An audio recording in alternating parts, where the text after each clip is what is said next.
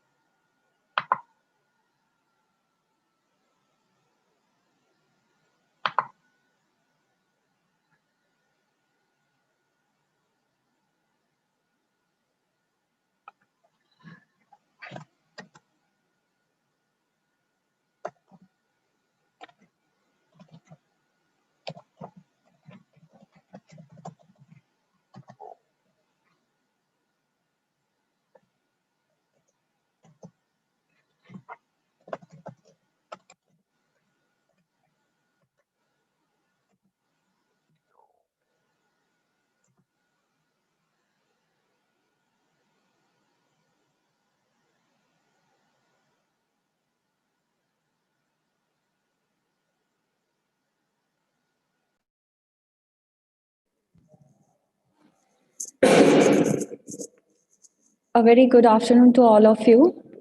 Soon we are going to start our session, so I would just request you to please wait for a while. We are just waiting for our panel members.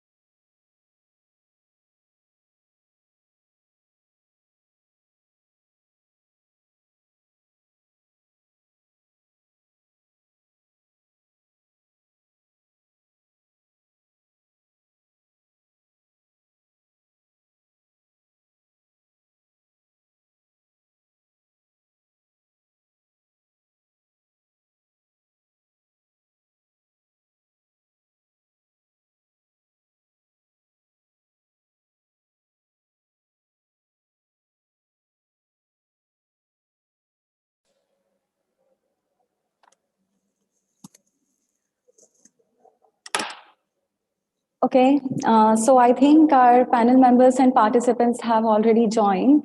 So I just want to take your permission, sirs. Can I start this session? So, yeah, sir. Okay, so productivity is never an accident. It is always the result of a commitment to excellence, intelligent planning, and focused effort. A very warm welcome and fresh morning to the dignitaries, participants, and faculty members. I, Assistant Professor Kalpana Tomar, welcomes you all in the 12th International E-Conference on Digitalization as Vehicle for Innovation, Organizational Growth, and Effectiveness for the Tourism Management session. Success does not lie in results, but in efforts. Being the best is not so important. Doing the best is all that matters. For now, we have with us Mr. Klaus Ehrlich from Euroguides as co-chair of the session. So, Sir holds a university degree in economics and has 20 years of practical experience in the field of rural tourism. He is president of Euroguides, European Federation of Farm and Village Tourism, that is formed by 32 professional organizations from 26 countries of geographical Europe. The product goes from the rural bread and breakfast and self-catering in private homes or farms up to small family-run rural hotels and guest houses. This sector, with an estimate overall of 400 establishments and about 3.63 and 6 million bed places, generates about 15% of the European tourism turnover. Main tasks and activities of Euroguides are information and communication network, professional representation at European institutions, harmonization of content and terminology, definition of common quality criteria and standards, with the final objective of a common branding and marketing on European level. Euroguides is also responsible for the European Congress on Rural Tourism. Thank you so much, sir, for accepting our invitation. So, ladies and gentlemen, we rarely get this kind of opportunity to listen to the words of great personality. So, let us have the privilege of listening to the message of him. So, please. Hello, good morning from Europe. We are 4.5 hours back to your time. So Good it's morning, quite hard sir. on a Saturday morning to get up at 7:30. My colleague from Greece has it a bit earlier. He has 1 hour less. So 8:30 is a bit, 7:30 is quite hard. But here I am. I'm very honored to join you, so it is on a digital and virtual platform. But as we know, this is in part, and I will be straight into the topic. It is in part due to COVID, but it is also a trend that was really accelerated by COVID.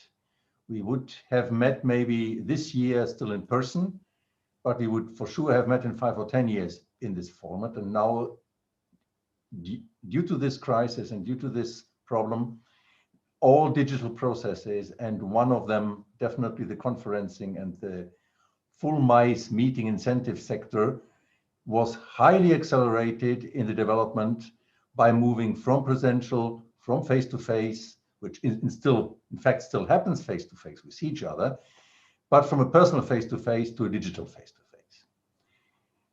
We are involved in a European long-term strategy that's called Pact for Skills. It is evident that digitalization worldwide is moving very fast. It's very quickly. I just recently came across research done by Booking.com, which was highly interesting about how consumers and how entrepreneurs see the future of uptake of use in digital tools in tourism. There's a lot of theory going on. Will robots take over? Will processes be more automatic? Will it be like when you make a phone call to your phone operator and instead of having a human voice, you have this automatic thing? If you want, press 1. If you want, press 2. If you want, press 3, which all of us is fed up with. But of course, it saves time. Will this happen? Will this not happen? The interesting thing there was that when you have a look, it's in the blog of Booking.com. So if you go there, the provision, the disposition of consumers and of industry to take on board digital developments in the future is a lot higher in Asia, both India and Far East, China included, than in Europe. In Europe, we are behind this. We are really lazy, I have to say it clearly. In Europe, we still think all works on paper and analog. The world is going fast, and it's faster in Asia. Really, the speed at the moment of development in digital implementation for human use is in your area in the world. It's no longer in our area. And we need to be very much careful in Europe. Well, my generation will not suffer it anymore. But if our young generation is not as fast as you are in India or in China or in Thailand or in Taiwan, then we will really run into a problem. So how is digitalization taking, or how is it moving in the tourism sector? I would just like to touch 2 or 3 points. I don't know how long I'm expected to speak, but I'll think 10 minutes or 15 minutes maximum is a reasonable thing. First of all, we need to be careful that we don't go faster than the clients and the sector, the small, usually micro enterprises, especially in our sector, but in general in tourism, we have more than 90% small and micro enterprises. So tourism establishment with more than 20 or 30 jobs is not really representative, at least in Europe. In some areas of Europe, yes, in Spain we have big ones, but even in Greece, I think it's mostly family-run enterprises. Mostly 20, 25 people staff is already almost getting pretty big. So we need to make sure that these entrepreneurs really are able to deal with the digital technologies, that they are capable, that they are trained, that they have the skills to, not to program, of course, but to make use of the opportunities they have on the digital market. This is the first task. Whoever was in an IT program, programming, making a website, trying to set up some programming, you will always have found out that programmers tell you everything can be done. Of course, programming side, everything can be done. But it is of no use if you do a huge, beautiful programming code, and a huge solution if it's too complicated for the user to be used. And this is the big issue we face, I think, in our industry at the moment. There are solutions out there. There are big data there. As another thing, fantastic amount of information we have now from all the platforms, from our visit at our own website, Facebook, etc., etc. You have the data, but who of these small providers is able to analyze, to make use of these data, to really get conclusions out of them for their own business? This is the thing where we need to work on. The skilling, not to be an IT professional, but to know and to understand and to be able to benefit from the resources, from the opportunities that are available at the moment already for everybody, and we don't use them. The huge amount of information everybody has as his own small website. I think 95, 98% of people that have a website never look at Google statistics, for example, and they could get a lot of information out of this. So this is one thing. And the other thing is, don't forget the consumer. We have a huge information, and in tourism we tend, this is a self-critical thing I would say to all the tourism sector worldwide, especially the medium small one, instead of asking the consumer, what do you want? What is your desire? What experience do you want in your holiday? We try to sell him our experience that we think he is interested in. I think no other industry in the world does this. Whatever product is launched on the market, be it a car, be it a washing machine, being a new cleaning powder, it first goes through analysis of market demand. It goes through an analysis of needs of consumer, and it goes to testing on test markets. And then it is launched once the company finds out that this product in this way, in this shape, after testing, is what the consumer wants. In tourism, we never do this. In tourism, we launch and we are so surprised that the customer doesn't come because he doesn't like what we offer him. Well, we should ask maybe, what does he want? And then we are able to offer this. Digitalization gives us a lot of information on this.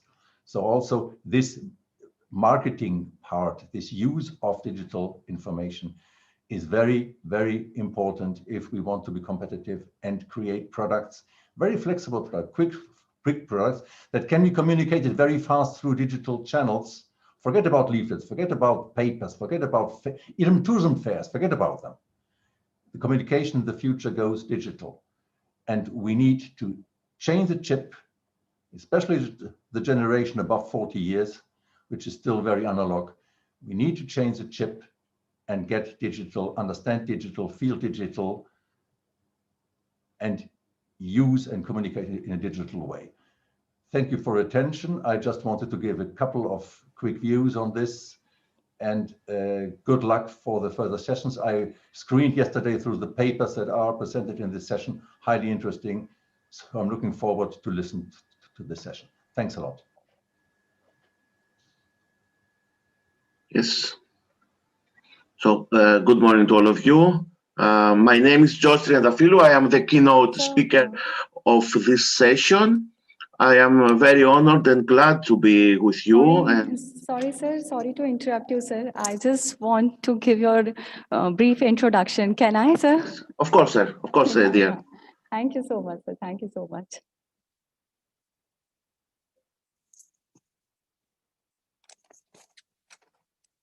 Okay. So, ladies and gentlemen, we have us with the Professor George Triantafylou as keynote speaker of the session. Professor George Triantafylou holds a PhD degree with honors from the Business Administration Department of the University of Agen. His researching field is wine marketing, wine tourism, food and beverage management, full digital marketing. He has graduated from School of Tourism Professions of Rhodes from the Technological Educational Institute of CRED Department of Tourism and Hospitality Management from the School of Pedagogical and Technological Education. He is also graduate from the Pantheon University Department of Social Policy. He holds a master's degree from the University of Agen in Tourism Planning and Policy. He holds a doctoral degree from the University of Agen on wine marketing. Since September 2019, he is in chief for the tourism program and planning for the Malivisi municipality in Crete.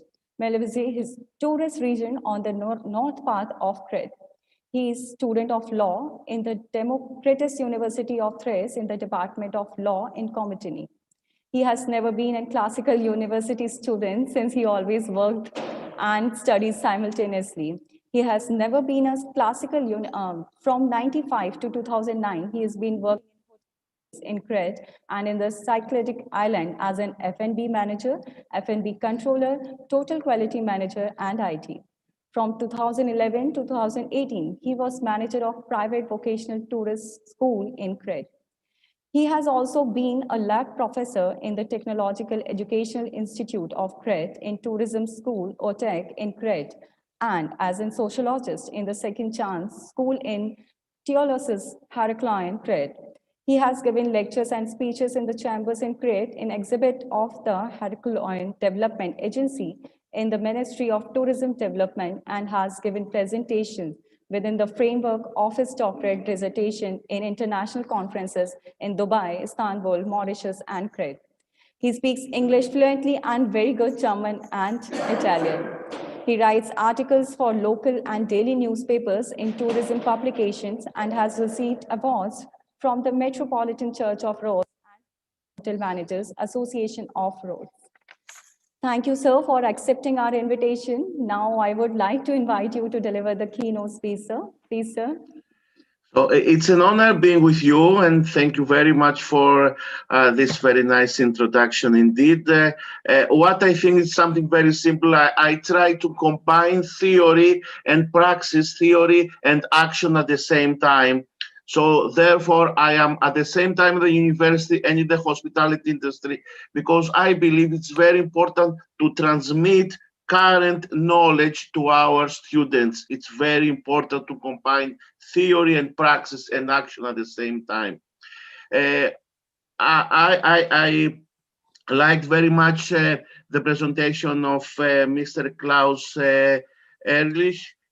Unfortunately, I totally fall in with you that Europe has been left behind other countries in the IT sector.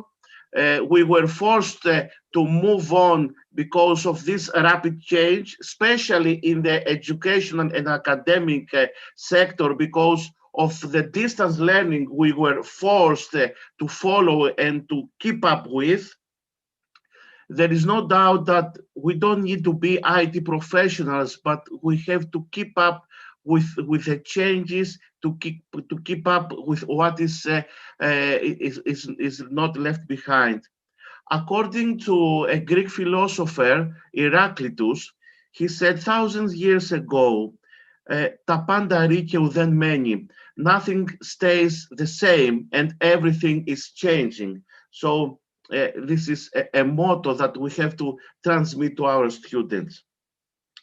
I agree, Mr. Klaus, with you that we have to clarify and identify the needs of our customers. But I have a note to make. It's very important to know the needs, but probably it's much better or it's useful if we create the needs to the guests.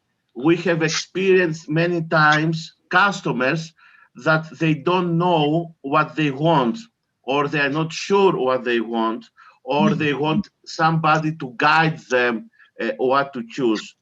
So I believe that, yes, a marketeer in the hospitality industry must know the profile of the guest so as to cover the needs of the guest, but in one level, in one more extent than this, I share the opinion that we have to create new needs or to show a new path to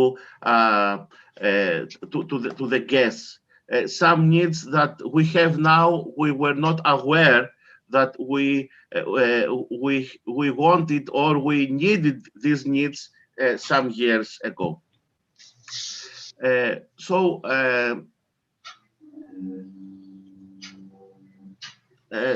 now I don't know who's next.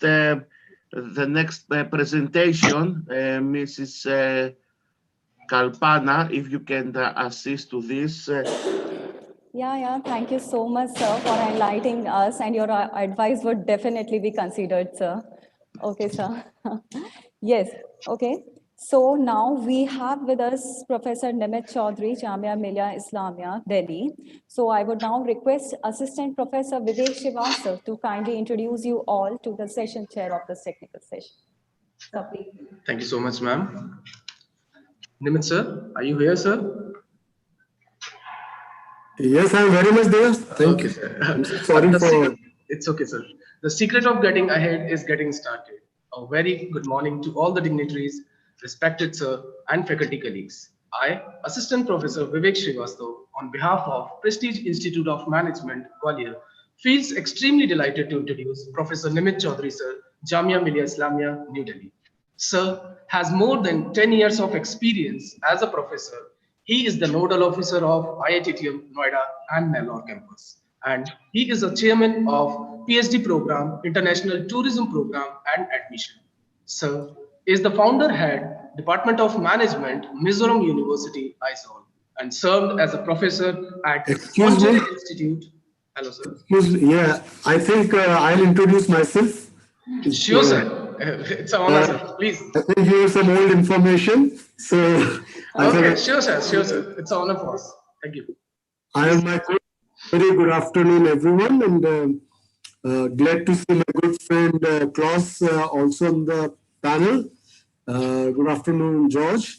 Hi, everyone. I am Professor Nimit Chaudhary. I work for Jamia Millia Islamia, and whatever was told about me, just add 4 years to that. So that changes with those things. So I'm with Jamia Millia Islamia since 2017. As a professor, I was head of the department. I've just demoted the office, completion of my term.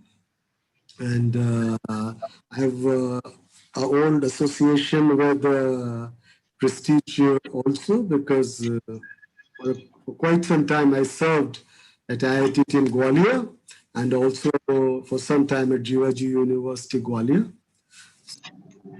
That's my association. Anything else that you want me to tell? No, sir, it's up to you totally, sir. It's totally up to you. That's my short connect with Prestige and tourism. So over to you. Thank you. Yeah, over to you, please, ma'am. Uh, Thank you so much, sir. So now I would like to take permission from our session chair and eminent panelists to start the session, sir. Shall we start, sir? Please, please. Okay. So dear participants, here are the rules of paper presentations. Total time allotted to a presenter will be 6 plus 2. It's like 6 minutes for your presentation and 2 minutes for your question answer session. So I think we should start or we should proceed for our presentation part. So without wasting much of time, I would now call our first paper presenter, that is Dr. Parth Naskar and Mr. Arajit Kumar Das. And the title of the paper is Emerging Trends of Digitalization for Organizational Excellence, Revisiting the Tourism Sector. So who's going to give? Good afternoon, ma'am. Good afternoon, sir. Good afternoon. Myself, Arijit Kumar Das. Dr. Partha Naskar is not there. So on behalf of him, I will present the paper, ma'am. Okay, sir. So you are requested to share your screen, sir, so that we can see your presentation, sir. Definitely, ma'am. Definitely. Yeah. Ma'am, can you enable the Yeah, screen sure, share? sir. Yeah, sure.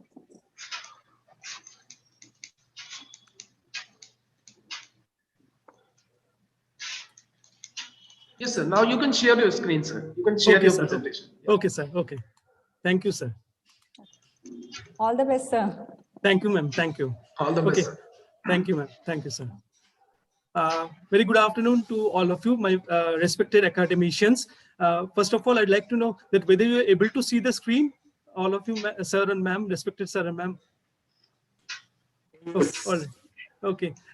Thank you so much, sir and ma'am. Our topic is envisaging trends of digitalization for sustainable tourism business, conceptualizing the major spheres. So this is our broad topic. And in this topic, there are some keywords. The keywords are digitalization, tourism, ICT, or information and communication technology, business and innovation. A few words that tourism is a part of the industry, and in this part of the industry, now information and technology has a major impact on tourism business also. Because without this information and technology, tourism business cannot go anywhere. So through our paper, we have tried to introduce we have tried to place the role of the information technology in the areas of tourism business. Okay, so in our study, we have tried to make an impact on the variables, dependent variables, as well as some independent variables also. Now, these independent variables are information technology and human resources, the internet-related technologies, robotic and automated services, technological and innovation of e-business, innovation in customer relationship. Whereas in the dependent variables, we have the information and communication technology for sustainable technology. So in the tourism business, the most important thing is sustainable tourism right now, because without this sustainable tourism, nothing will be sustained for the time being. If we finish all the things by our generations, then the next generations will not have anything. So it's very important that we sustain the tourism for the next generations. And it is also important that we use the information and technology in a very proficient manner, so that we can sustain this technology for the long time, because we have to be dependent on this technology as well as on the tourism business also. So both are very much interdependent as well as interrelated also. So this is our variables, and along with these variables, we have tried to make a study of the role of information technology in tourism field, because this is a very related area. And as a tourism faculty, we are very much dependent on the tourism, because this conference we are doing it online. So this is a tourism conference. So this is doing it online. So everything is being done online, and we are dependent on the information and technology also. Now, the other thing is that considerable importance, or the amount of importance and priority for implementation of ICT has not been taken care of in tourism spheres. So we tried to fill up that area also. Now, the hypothesis and objectives, what are the objectives of our study is that to define the domains for the development of ICT in tourism business, and to define the items relating to each domain. So we have furnished some of the domains which I'll be sharing with you. And we have tried to implement through these domains the detailed description of what is the relationship. Now, the research methodology is based on secondary literature survey, and the broad domains have been defined for an attempt to draft a scale. And the sampling technique is purposive, stratified, and convenient sampling. Okay, and the procedure for data collection is telephonic, human communication, and selective face-to-face interaction with specific contact persons in selective organizations, and the reliability test is being conducted for 5 domains. Now let us come to the 5 domains which we have shortlisted. The 5 domains are integrating information technology and HR. So we have tried to integrate the information technology and human resources in the area of tourism businesses. The domain B upholds the avenues in internet-related technologies. For example, what are the various types of interrelated technologies which we have, and how we can relate those type of technology in the tourism business or in the development of tourism businesses. Domain C is implementing of robotic and automated services. So after the COVID situation, we have seen that in the various types of hotels and the hospitality industry, robotic or automated services are being done in the areas of front office or in other type of departments also. So there is a need of robots and other allied fields in the hospitality industry also. And it is being widely used nowadays, or it is being used also after the post-COVID situation. Domain D, introducing technological innovation of e-business and e-business. So the new type of businesses which are being done, or the technological innovations which are being done. And the last domain is managing innovation in customer relationship. Customers are the prime important. So whatever business we are doing, it is very important that we retain the customers. Retaining customers is very important than delivering only oneself. So we have to retain the customers, and how we can retain it through various types of technological uses, CRM, customer relationship management also. So it gives us a definite edge over the others in retaining the customer relationship. Now, these are the 5 domains which we have. Now, a handful of items have been generated under each domain from the study. Domain A, consisting of HR, ICT strategies, human resource information service, and IT-driven HR as a subdomain. Domain B, consisting of usage of ICT, broadband, internet facilities, online facility, dynamic nature of internet facility as a subdomain. Domain C, consisting of robotic services, efficiency of self-service facilities. Domain D, consisting of e-business, results of day-to-day e-module innovation. And lastly, domain E, consisting of customer satisfaction, study quality, customer retention. So these are the domains which we have now. Lastly, to come to the implications and significance of our study, through our paper, we tried to highlight the present domains, or the 5 domains of ICT, information communication technology, for boosting tourism sector. We tried to focus on the recent trends and business with system technologies, and the study attempts to uphold tourism promotion in line with ICT. And the uniqueness of the study aims towards tourism business Very good afternoon, sustainability. everyone. I, Ankit Dambhare, research scholar, City University, Ludhiana. First of all, want to convey my sincere thanks to the management of prestigious. Excuse me, Mr. Ankit, please kindly wait for your turn, sir. And the organizers of the 12th International Conference on Mr. Ankit. for Innovation, Organizational Growth, and Effectiveness. I also want to convey. Excuse me, Mr. Ankit. Excuse me.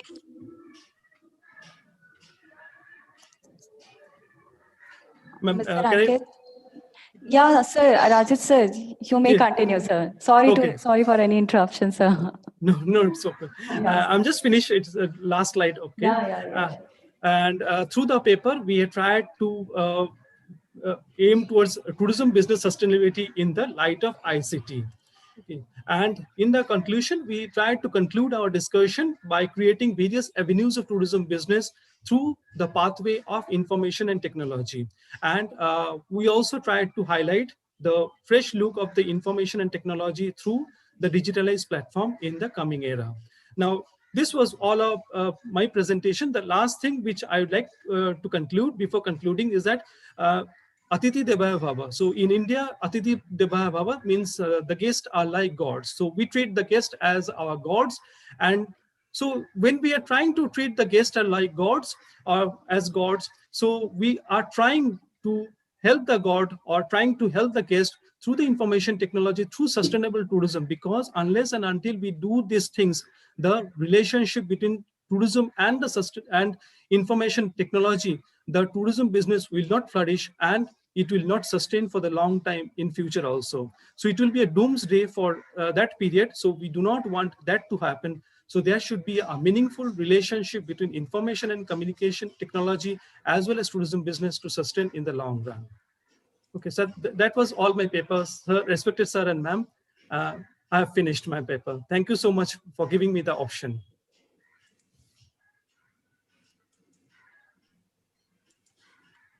Okay. Sir, over to panel members, sir. If you have any queries, you may ask, sir. Okay, congratulations, Dr. Arazit. I keep your last sentence saying we treat guests like gods.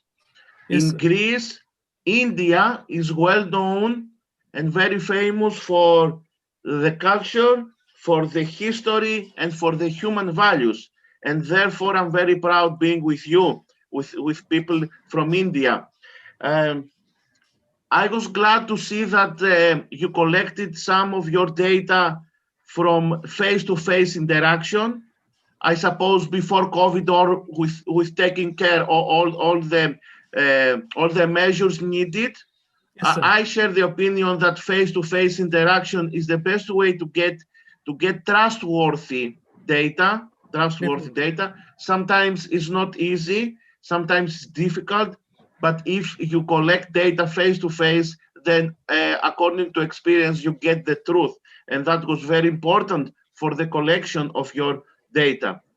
Without doubt, IT helps us in the hospitality industry, and speaking from my experience, it helps us especially in the training and in the hiring procedure. Imagine that a hotel might get around 2,000 CVs for a single position. So IT with simple platforms can filter all these CVs and not to lose time. It was a very nice paper, stuck to the point and to the conclusion and to the subjects and targets that were set. I'm very happy for your presentation, sir. Thank you so much, sir. Thank you, sir.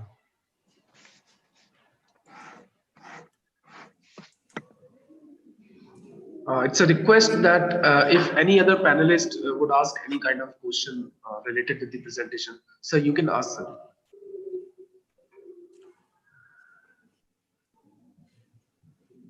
Does anyone has any question for Dr. Arazit?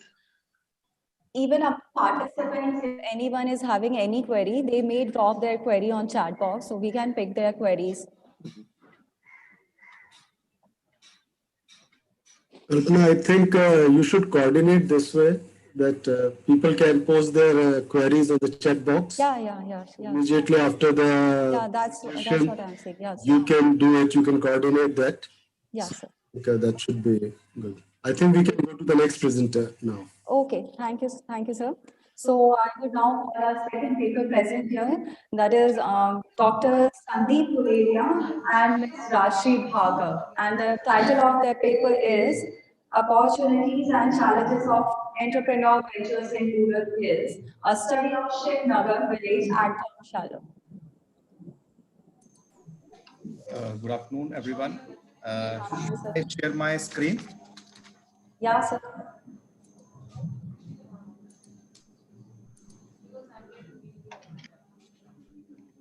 Yeah, sir.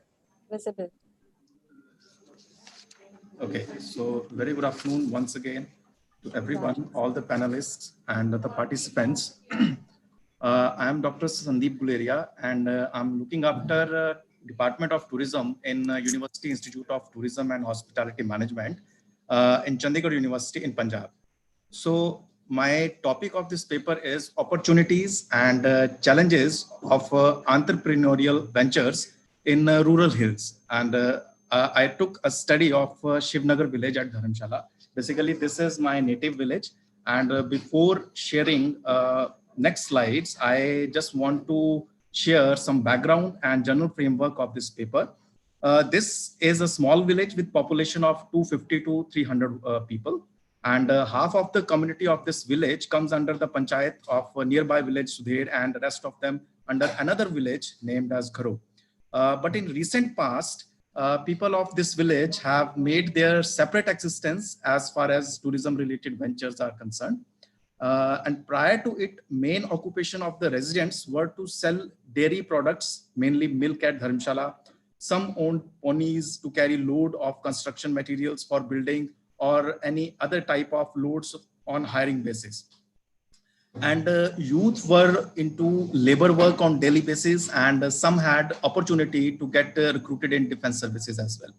So people in this village had their own land for agriculture purpose, but due to lack of proper irrigation facilities and the non-availability of any scientific approach for agriculture, they were dependent entirely on rainwater and could manage to grow only that much yield, which was merely sufficient to their own use. And the first step for its development was initiated when one rain shelter cum bus stoppage was built by one of the residents of Shivnagar, and that was too without any assistance from government. Then a Shiva temple was constructed across the road of this rain shelter, and since then it was renamed as Shivnagar. However, area is known as Chakban in government records. This small village has seen a revolution when cancer treatment clinic run by some Tibetan NGO, Phende Chekhong, Sorib Tibetan Herbal Clinic, was opened in 2012.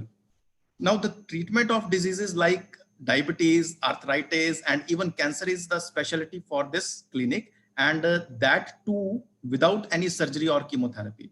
Now this herbal treatment has been practiced by Dr. Yeshi Donden, who had been personal physician of His Holiness the Dalai Lama for 20 years also, and had same type of clinic in McLeodganj, where Dr. Chopal Kalsang assisted him. Now this Dr. Chopal Kalsang is running this Tibetan clinic in village Shivnagar, and he has been treating the cancer patients since then.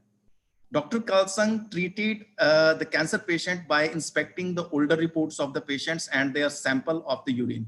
This NGO never promote or advertise them anywhere, but with word of mouth, so many patients and their companions visit here for the cure.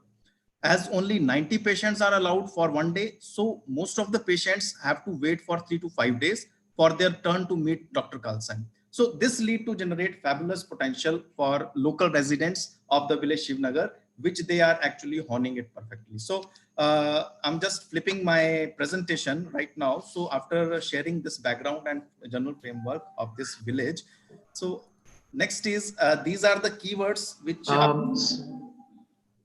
yes. These are the keywords which are being used in the paper, like entrepreneurship, homestay scheme. This is the scheme which is being run by the government of Himachal Pradesh for rural development, then rural development itself, and rural tourism. Variable, basically, I chose in this study the economic growth and opportunities, then tourism infrastructure which is available or which needs to be there in the village of Shivnagar just to promote or to get some more ideas from the policy makers, then government policies and tourism promotion. As far as research gap is concerned, these are some of the gaps which are being covered in this paper, like opportunities arisen by implementation of entrepreneurial ventures in rural areas in hills, basically. Because we are talking about Dharamshala, it is on the foothill of Dholadhar range, and it comes under the hilly region. Then challenges arisen before and after the implementation of entrepreneurial ventures in rural hills. Then effective implementation of government policies in the rural hills, how much effective the government policies were there. Then promotion of these kind of entrepreneurial ventures in rural hills. My main objective was firstly, the main objective of the study was to find out the potential for the entrepreneurial ventures, again related to tourism in rural areas of hills. And secondly, it was to find different challenges which the local entrepreneurs over there are facing, along with other opportunities available for them. As far as methodology is concerned, the nature of the study is the exploratory research.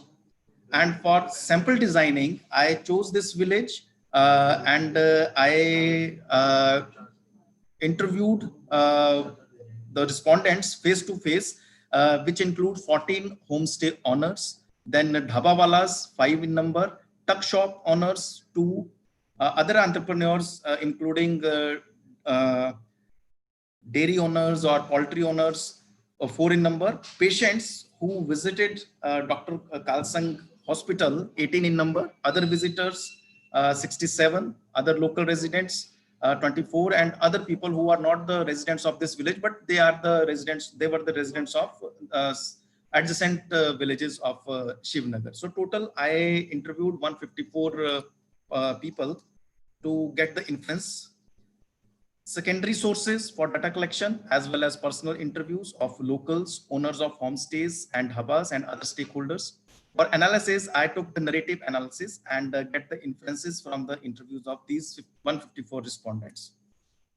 Now, moving to the results of the study and discussion, the homestay scheme, which I was talking about the government policies for this particular village in which this scheme was implemented. Although this is the scheme which is being implemented throughout the state for all the villages, in 2008 for rural areas introduced by government of Himachal Pradesh has been a boon for the residents, which gave them the ample opportunity to run their own venture as a homestay in their own houses. Right. Then for Shivnagar, where before the opening of Dr. Kalsang's clinic, there was not a single shop for anybody in the location. Now it has 20 registered homestay units and being run by the residents in and around Shivnagar. Now these units are not only used by the patients or their friends, but also by the tourists who throng to Dharamshala for leisure or to watch cricket match at international cricket ground, because they provide some less expensive accommodation for the tourists. Then I got opportunities, what opportunities I got from their employment generation, of course, then opening of other ventures, then tourists from Dharamshala, they are visiting this particular village. Infrastructure was developed over the 5 years, then more mobile networks are also there. Otherwise, prior to this venture, only BSNL was there, who was offering the mobile network. Now, there are 2-3 more private players who are there in this village. Along the opportunities, we are facing challenges as well after these ventures. For example, a lack of promotional channel, lack of funds. Most of the villagers, they got a loan from the banks to run these businesses. Lack of essential skills. They do not have hospitality related skills with them. Then very less support from government. Dearth of basic infrastructure and needs, for example, sanitary problem is there. No garbage disposable system is there. Limited access of variety of food, one of the challenges. Then barrier for higher education and drugs and crime rate. This is also one of the challenge which is being faced by the locals. Sorry to interrupt you, sir. Actually, this is my humble request to all the participants that please do take care of time which is allotted to you, that is 6 + 2. So please. Right, ma'am. Right, ma'am. I'm just winding up, ma'am. Yeah. Sure. Last slide. Yeah. Now, significance of the result. This paper has highlighted the major challenges which are being faced by local, the community, any stakeholder involved for such kind of venture in rural areas of hills would definitely keep these challenges in mind before setting up the venture. So other 2 significances are also there. It would help the policymakers and government authorities to think more about the similar schemes like homestay scheme in rural areas to motivate the host community for active participation in tourism promotion in their own area. And lastly, I would like to conclude that the complete literature reviewed and responses got after interviewing the stakeholders of Shivnagar village, it has been concluded that though entrepreneurship is a boon for the rural hilly areas like Shivnagar, but it is a bit difficult to survive in long terms without assistance of administration or some NGO like Dr. Carlson's clinic in the case of Shivnagar. So need of the hour is for the promotion of entrepreneurship in rural hilly areas or to motivate rural community to start or think new ventures within their area.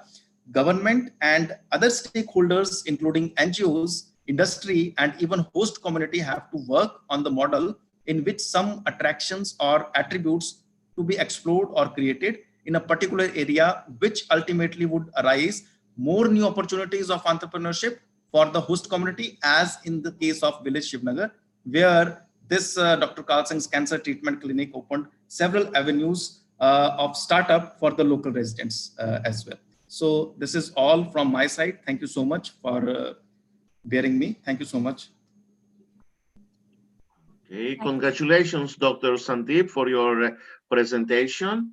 There is no doubt that the last decades, there is an need from people in general to come back to their roots, for reconnection with the nature.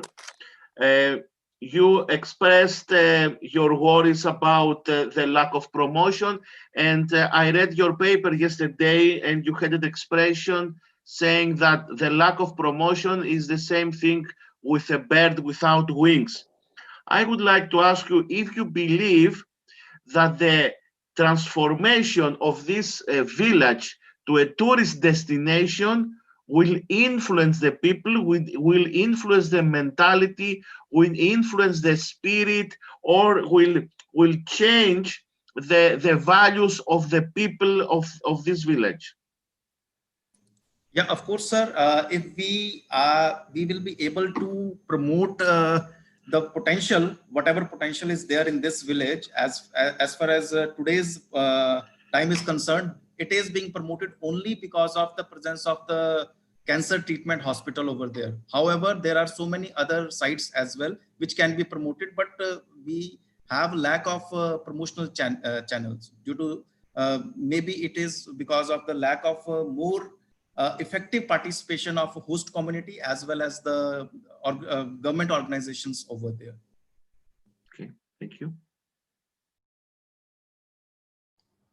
If I can jump in shortly, this is my topic, rural tourism. So I was very happy to see this contribution. Thank you, sir. It highlights a couple of points which maybe you were not fully aware. I can tell you from the side of a wider vision. The first point, when we speak about nature, country, rural tourism, even community-based tourism in South America, which is very strongly used there, you look at the location and you always find it in a varied landscape. You rarely find it in a flat area. You find it in hills, you find it in mountains. So this is an important thing when you transfer concepts. Always look at the setting. The setting is very important for the customer. You will not openly say it, but you will find it out when you look empirically where are nature, countryside, tourism places is always in this type of landscape. A very important point is to have this special attraction. In your case, it is first the Shiva temple and then the cancer treatment. The more conceptual thing that any rural destination has to think about, and not only rural, is to have what we call an icon, something that calls the attention, something that is out of the special. Everybody has countryside. When you come to any congress about rural tourism, everybody says, yeah, I have a nice village and I have the best wine and the best olive oil and the best whatsoever. Well, everybody has this. This is nothing special, and for this, the customer will not come. He will not be attracted. He will be attracted by something special. So every place has something special, and that's another thing when you go into development. Locals frequently are not aware what is special about that place. It's people from outside that value what is special. You live in a beautiful landscape, you have a fantastic mountain in your background, which is a beautiful scenery. You've seen it all day, all life. What is so special about this mountain? Somebody from outside, from 200 kilometers away, comes and what a fantastic area. So ask people, what do they feel important? And the third thing I would draw from this case is, if there's opportunity, people will take initiative. And you will have a development, especially in rural areas, in areas where there is no infrastructure, no training. You will still have development as soon as money sounds in the pocket of people. And this is a very materialistic view, but it works. If there is something in for population, they see there are people coming, they are waiting, they want something to eat, they need to sleep. This generates their initiative, and they will learn by doing. They will be curious to learn more, and the competition will make the whole product improve time by time. What governments have to do or can do is to create a stable framework that facilitates this spontaneous development and this evolution of market, not overregulate, not stop it by too many rules, facilitate, help, give assistance. So I didn't find the paper in the list that was sent yesterday, but I'm really curious to have a closer look at this document. Thank you very much. Thank you, sir. Points well taken. Thank you so much for your precious time and precious advices. Thank you so much, sir. I will definitely put these things across in next time. Okay. Thank you, sir. So moving further, we have our next paper presenter, that is Neeraj Arya, and the name of the paper is Artificial Intelligence, Interface and Robots, an approach to the tourism sector.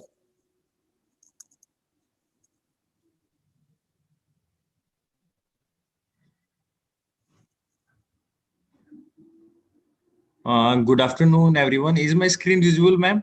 Yes. Namaste, good afternoon, and good morning to all delegates and the presentation viewers. I welcome to all in a virtual conference. And today, as you know, we are moving towards a robotic science, and my topic of my paper is artificial intelligence, a virtual interface and robots, an approach to the tourism sectors. I, Neeraj Arya, and my co-authors Ankit Malik, Abhishek Rana, Suresh Singh, we all are research scholars at MDU University, Rohtak, Haryana.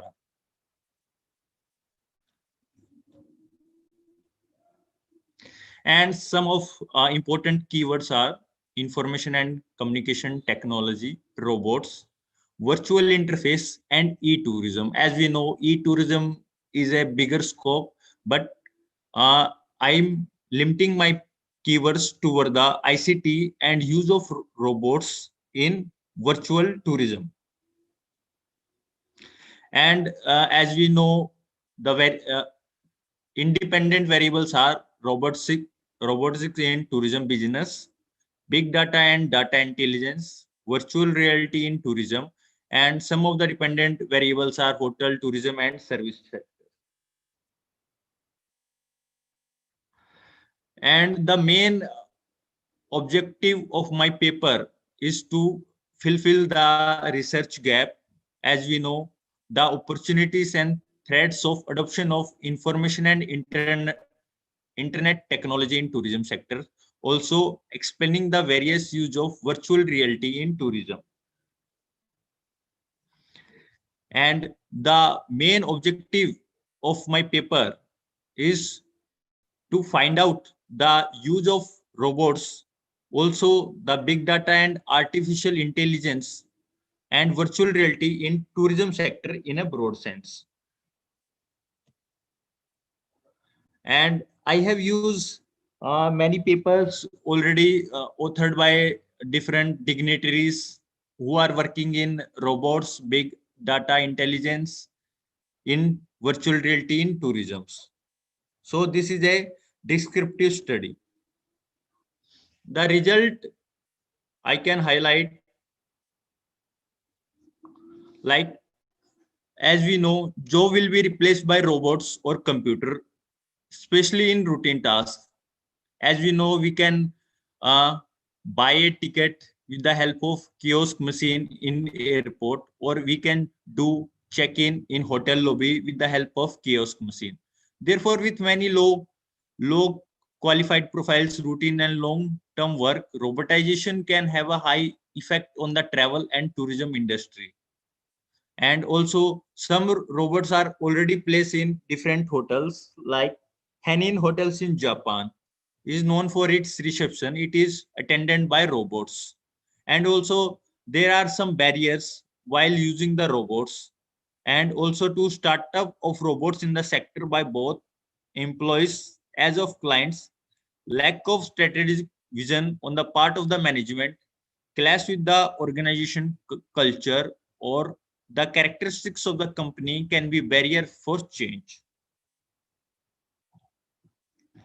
And at the moment, there are more unknown than answer in this trend, and it is evident that more multi and interdisciplinary research is needed in this area, try to forecast its scope and impact on the travel and tourism sectors.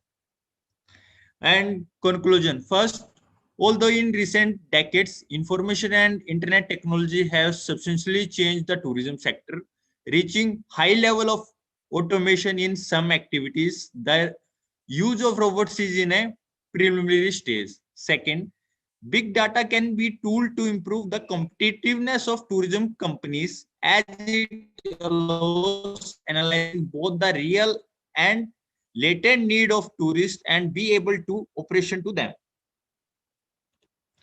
Third, artificial intelligence is being used through virtual agents to customer service work, although it may have other application yet to exploit.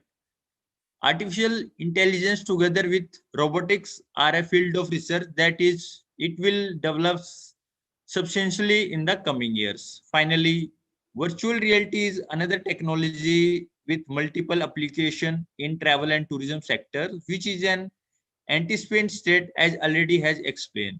As prices for immersion VR tools like cameras, goggles, and other elements that allows immersion reduce their prices, their use can be more adapted quickly. So that's all for my PPT. As we know, robots are usually taking care in every fields. So in future, we can have robots in the every field of tourism and hospitality sectors to ease the task of working employees. Thank you. That's all for my PPT. Okay, congratulations, Mr.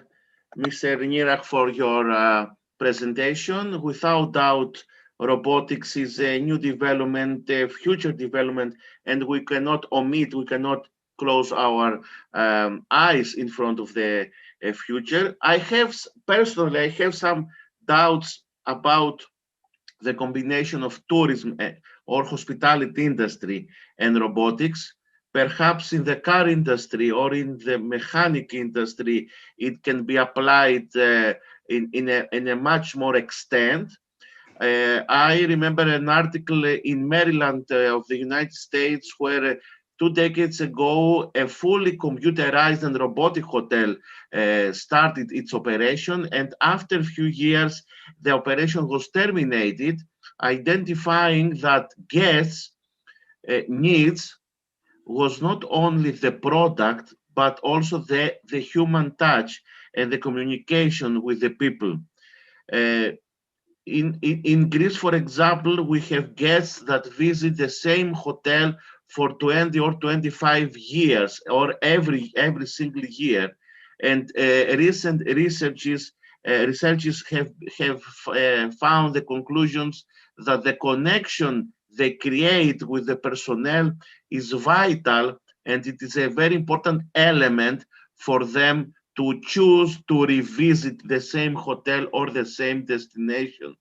So, of course, we cannot close our eyes in front of the evolution of the robotics. I would like to ask you if you have checked or if you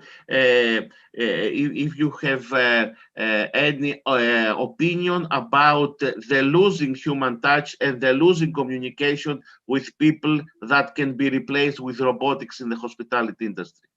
Thank you. Thank you, sir, for your valuable suggestion. But I would like to suggest some points like we are moving toward digitalization, and also robots cannot be neglected. But human touch is also an important factor because we are an service industry. So both robots and human touch both are important for our industry.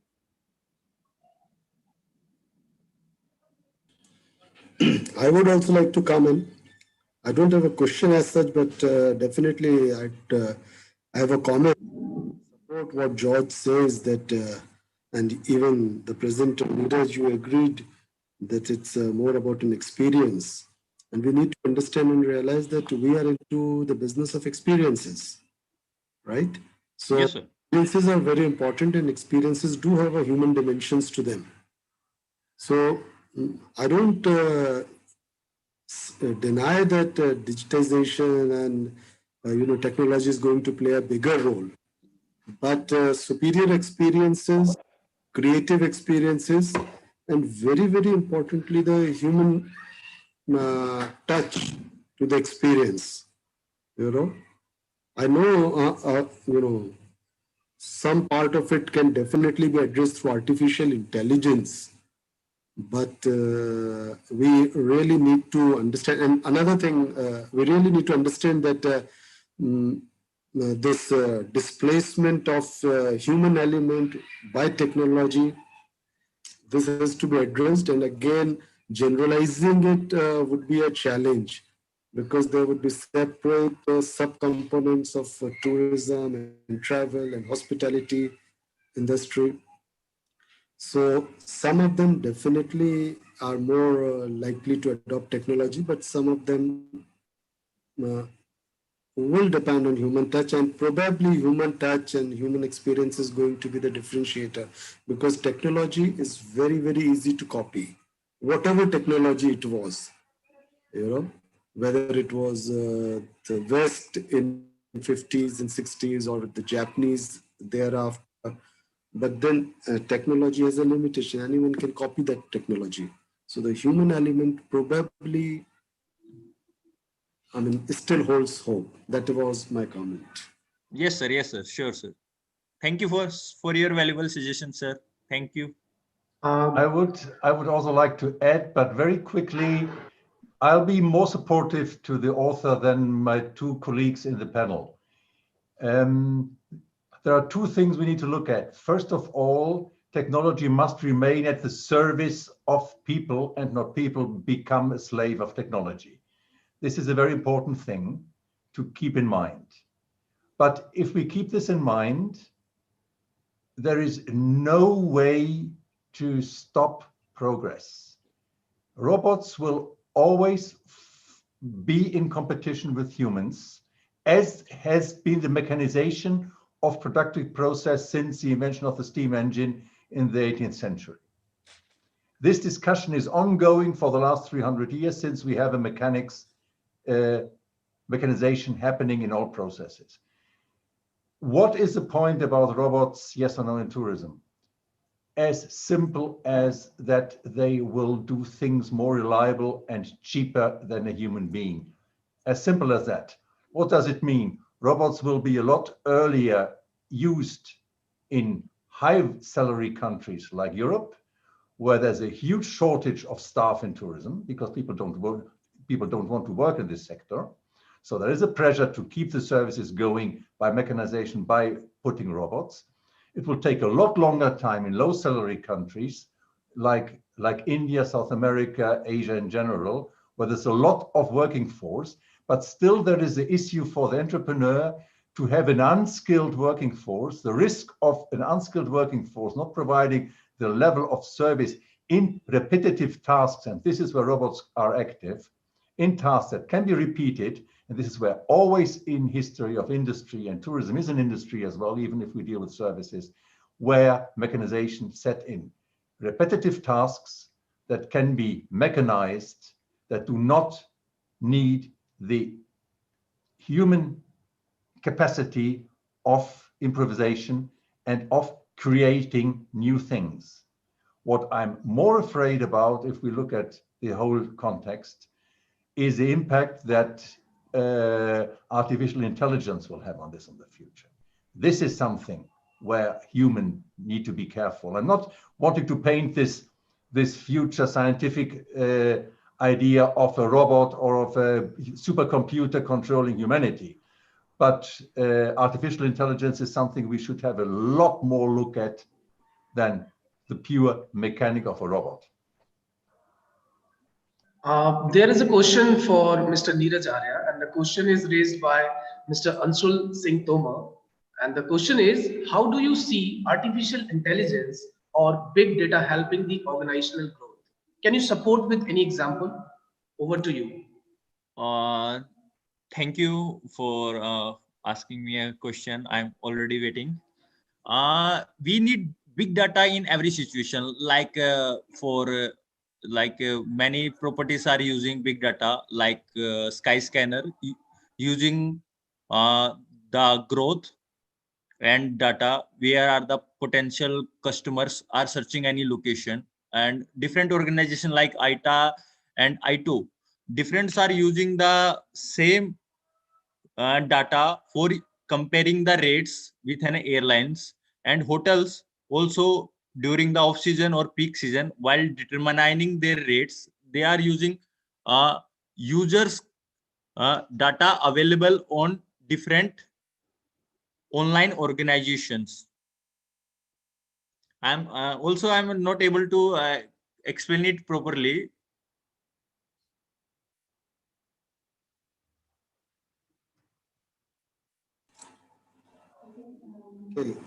Thank you, sir.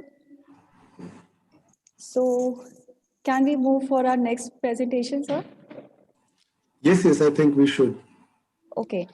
So our next presenters are like Mahesh Kumar Berva and Rajni Kumari. And the title of their paper is Role and Impact of Digital Marketing on Tourism and Hospitality, an exploratory study of Rajasthan state tourism and hospitality industry. Good morning to everyone. Is my screen is visible? Yes, ma'am. Yes, ma'am. Okay, sure. Thank you for giving me such an opportunity. And this is the first platform I'm going to present my presentation on research paper. And I am really feel glad to see all such experienced people and panelists who are giving such a nice suggestions and their ideas for the participants and to the all. Thank you so much, sir. So let me start with, so I'm just going to start with my presentation. The topic of my research paper is the role of digital marketing on Rajasthan tourism and its impact on entrepreneurship. So I took this topic because as Mr. George, he already said that nothing remains same, everything remains changed. So this is a fact of life, and it is a competitive day when a digitalization is improving day by day. So it is a very play a very important role. So we have focused on the our Prime Minister is also focusing on digital marketing. So it is a right time because of pandemic which took place this year, which is really hard time for us, and Rajasthan tourism is affected so badly with it. So digital marketing is play a vital role, and it's give opportunity to the new entrepreneurs in all the field, whether they are small, micro, they are large. So the keywords of my research paper is digital marketing, entrepreneurship, tourism and hospitality, and customer service.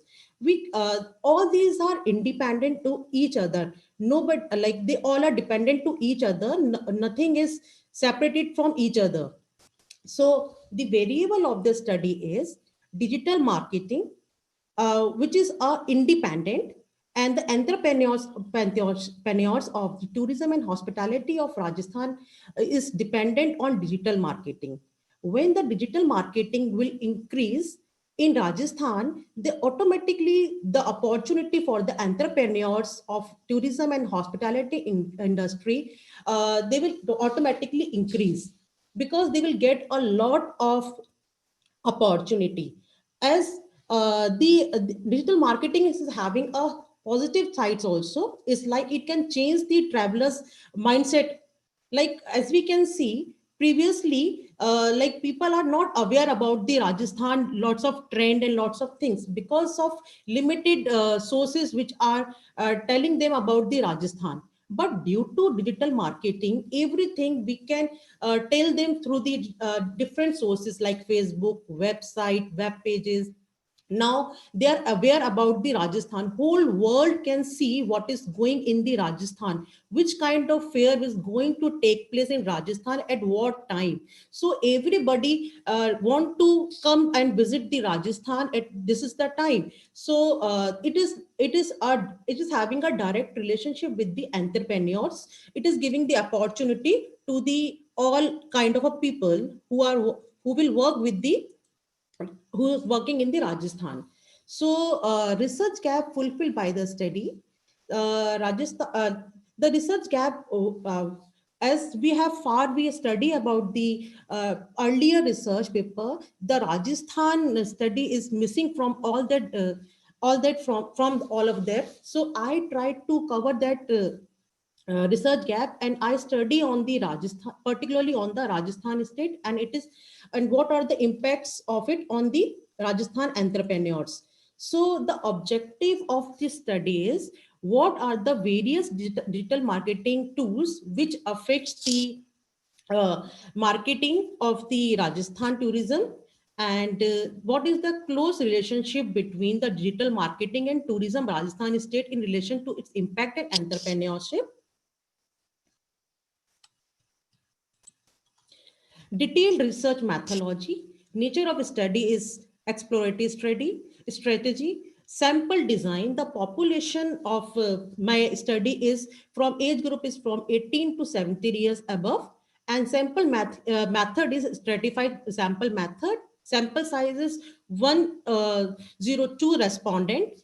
Primary data is, in order to gain insight about the structured questionnaire, I prepared a questionnaire and I sent it through the Google, and I got a response. And the secondary data is I search a research paper, I go through the different websites, journals, and tool for my data collection is Google Form and interviews, and tools for data analysis is Microsoft Excel, tabulation, graphical interpretation through columns, pie, bar, and line charts.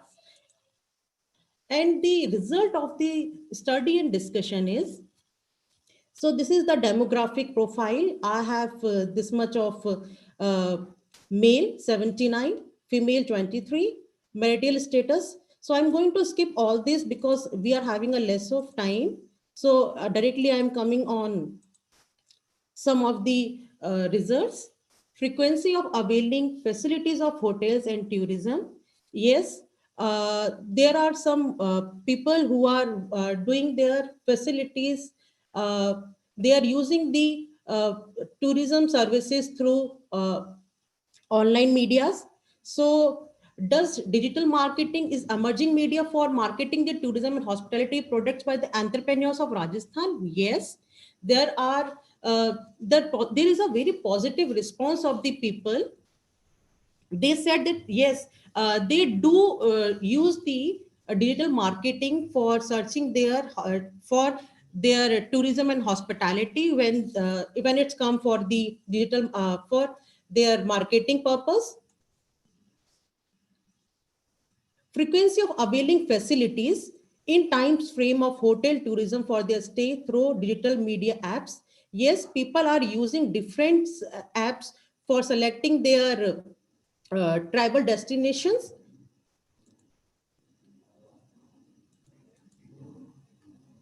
frequency of searching the selected digital media for travel related information. Yes, more than two-thirds of the respondents search the selected digital media for their travel related information. 17% of the respondent not ever often search their travel related queries over social media, because they don't trust on social medias, because there is a negative impact of the social media as well, or the digital marketing on the tourist, because sometimes the fake news is also affect the digital marketing badly, and it affect the entrepreneurs of the due to that fake media.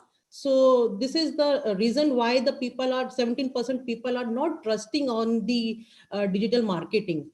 So next is the source of find travel related information about Rajasthan. Yes, this is a very important when I do my research, that what are the medias through which the people are getting the information about Rajasthan. So the website is the one dominating the one dominating site where the people are searching about the digital about the Rajasthan.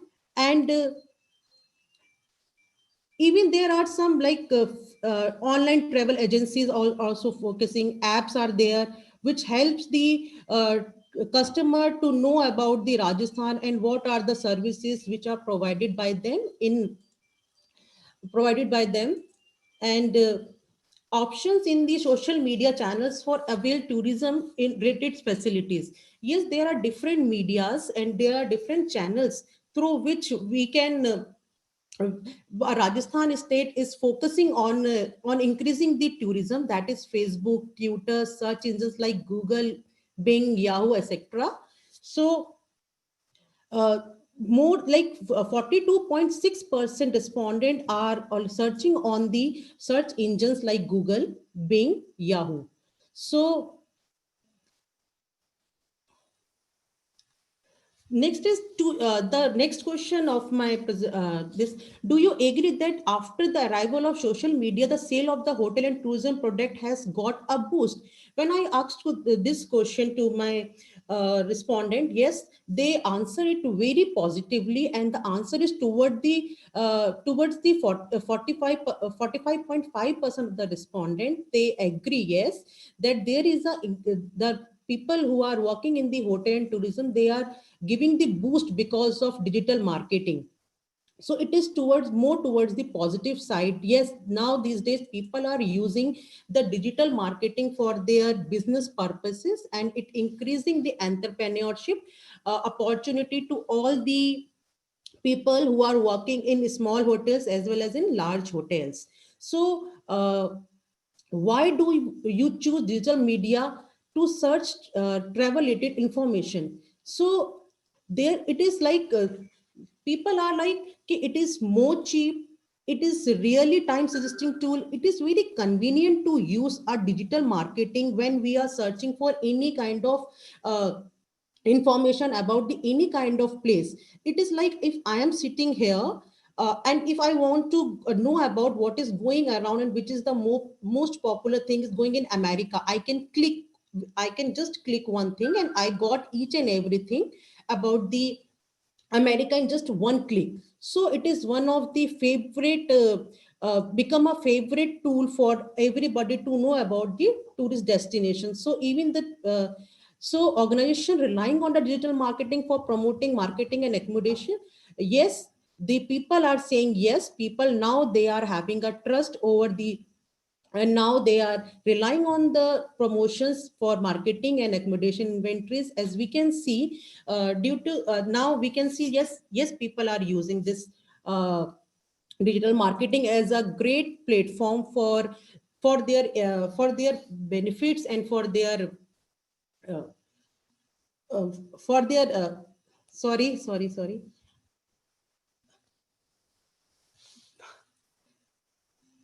So let's come on the so I just want to conclude my. I'm really sorry, sir. This is first time I'm going to present in such a in front of all dignitaries. I'm really sorry. So it is my conclusion. Please continue. Okay, thank you so much, sir. Digital marketing is the newest form. So it was earlier we are using digital marketing, but that was not in that much phase. Now it is everybody is using that digital marketing for increasing their business, whether they are small, whether they are large. So it is 21st century is regarded as the digitalized century, and the entrepreneurs of the tourism and hospitality sector of Rajasthan state evident using such channels. Now, yes, our government is focusing on digitalization marketing. So yes, there is a scope for startup, a new yes, it give a new startup for the to the new generations. So the finding of this paper is the finding of this research paper is help the entrepreneurs to postulate a strategy in accordance with the newest trend of marketing to take advantages of their. Yes, now we can take the advantage of digital marketing so it is give the opportunity, like if I am sitting here and I am just interacting with such a dignitaries all over the world, and I am getting a chance. So it is for the new entrepreneurs also, they can with the help of digital marketing, they can get the opportunity, and they can start their own business. So this is all about my research paper. Thank you so much, sir, for listening me patiently.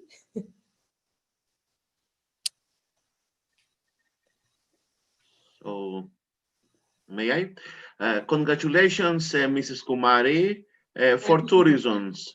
One is for your paper and all the research and the statistics you have showed to us. And the second reason, and mostly I would like to congratulate you, is for your courage to present for first time in audience. And this is very, very important. So, there is no doubt that digital marketing has changed the way we travel, the way we choose the tourist destination, and the way we book a room or we choose the airline company, for example. Mrs. Kumari, you showed us some statistics of your research, and especially the rise of the people who use digital marketing for the hospitality industry.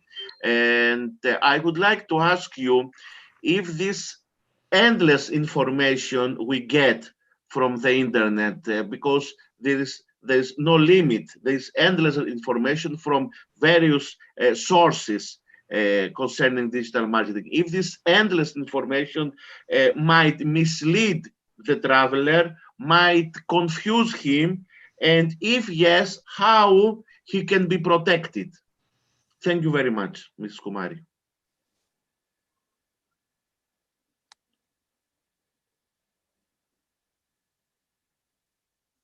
Nimit sir, do you have any question? Many questions, like, yeah, I have, I just want to understand a couple of things.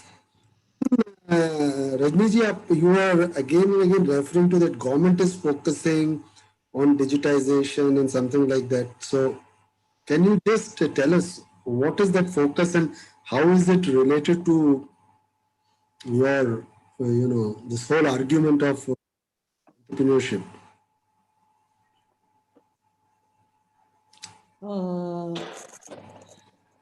Firstly, thank you, Nimit sir, and thank you, George sir. So I want to reply Mr. George sir firstly, because George sir, you asked me if something the client is getting from the internet, how we will protect them from the fake things. Yes, because we have information from digital marketing, but yes, as we all know, we have an enormous, endless amount of information. Yes, and if this endless amount of information might mislead or confuse the average traveler. So I think they should go for the right. It is up to the it is awareness of the person who is using digitalization. So he should search 3 or 4 sites which he's getting the things out of it, so that he can compare what is right and what is wrong. And he should directly contact to the if he's getting something about the place, so he should try to ask his friend whether this news is correct or not. So we can't forget that social media and relation is a part, but human touch is never should be neglected. So we should concern to the person who is known to you, so they can give you the correct thing, because we can't totally dependent on the social media or the digital things. So if we are getting something like this, we should first confirm whether this is right or wrong, because as we are getting lots of messages which are seems this is very right, but when we come to know from some friends, when we are discussing in journal discussion, so we come to know this is the fake thing which we are getting through the different medias. I hope, sir. Thank you, sir. Thank you. Nimit sir, you are asking me about how Rajasthan government is, right, sir? I'm asking how, like, does you refer to, like, you repeatedly said that government is focusing on digitalization and all those things Yes, sir. Yes, sir. Yes, sir. related to Yes, sir. the whole argument of growth, entrepreneurship. Ji, sir. Thank you, Nimit sir. Before, there was no policies for, as far as my knowledge is concerned. Before, there was no visa policy, which is everybody have to physically go for their visa and everything. So now the people are going to the that they can register online, and they'll getting the visa. Okay. I get your point, Rajni ji. Ji, sir. Ji, sir. I just wanted to understand this. I mean, just to sharing with you, especially. Ji, sir. Jodhpur is my birthplace, and I come from Rajasthan. Oh, thank you. Yes, sir. Great. That is why. But let's understand one thing. Yes, sir. You need to differentiate between digitization, digital media, digital channels, Yes, sir. digital marketing. They're different concepts as such.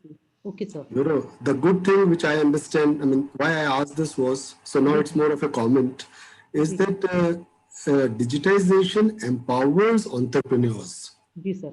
Effectively makes the role of government and other agencies less important. So that is the strength of digitization.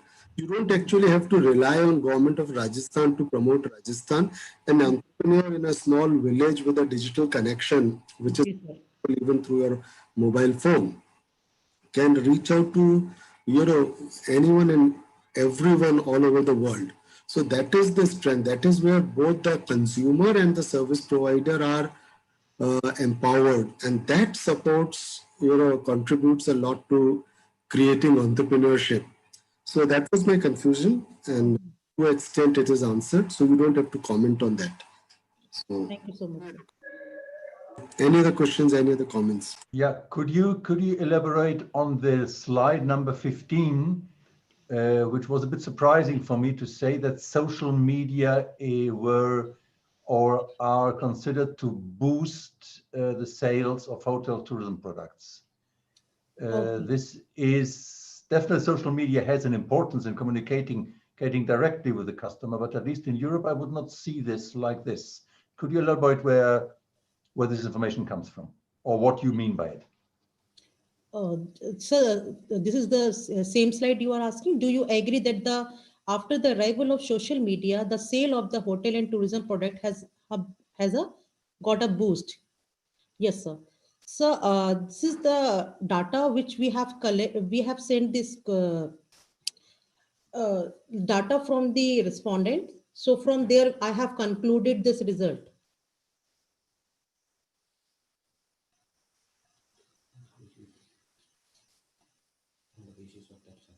So on the basis of that,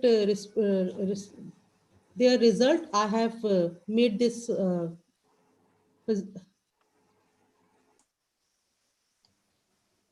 Okay, still, I would like maybe your interpretation on this, because for me, I don't know what the colleagues say, George and Nimit, but this that social media are the reason for the boost, that they create a boost. I'm not quite sure if this makes sense, but maybe in India, the situation is different. It works like this. In Europe, it doesn't, definitely. So I'm just raising this question. Okay. Do you think this is maybe more a perception than a reality? Because be careful, when you produce a scientific paper, you will have somebody reading it and saying, okay, this scientist came up with this result, so if I want to boost my occupancy rate in my hotel, I will move now massively on social media because this scientist told me by her research that this works. I'm commenting in this sense because you need to be careful when you make these, just not only present results, but interpret them and maybe question them as well. And I personally would suggest to have a really look at this one, because it may be misleading for entrepreneur. Sure, sir. Sure, sir. Klaus, if I can come in. I'm not very sure about how this particular set of data was collected, but yes, this is largely the perception. And the perception emerges from the fact that there were a lot of destinations, especially in the landscape of India, which were not accessible and which were not presentable, or which were not presented to the world over. So with the kind of access that these small entrepreneurs dispersed all over the place had with social media, this definitely contributed, to them promoting their products, selling their products online, and probably affecting a sales. So that's a huge belief in the Indian rural tourism sector, that earlier they had to depend on some of the intermediaries, which probably would be a local tourism board or something, but digitization and internet. So probably there's some issue of semantics, but this is probably what she meant and probably what the respondents meant, probably. But yes, this is a general perception that it does support, especially in India.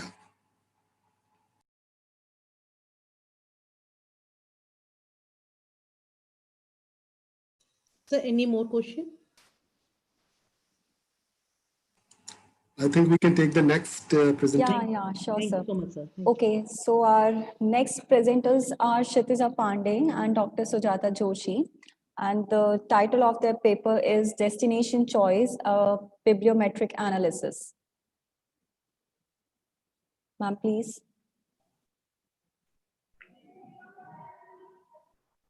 Ma'am, are you there?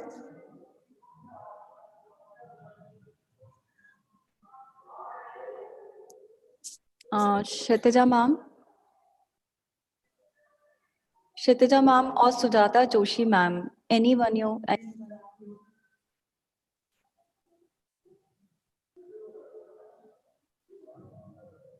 Okay, it's okay. So we can call up to the next candidate, and that is Milo Yaja or Anuj Kumar. Anyone can share the screen. Mr. Milo Yaja and Anuj Kumar. Miss Milo Yaja. Yeah, yes. Are we audible to, sir? Mr. Milo Yaja and Anuj Kumar.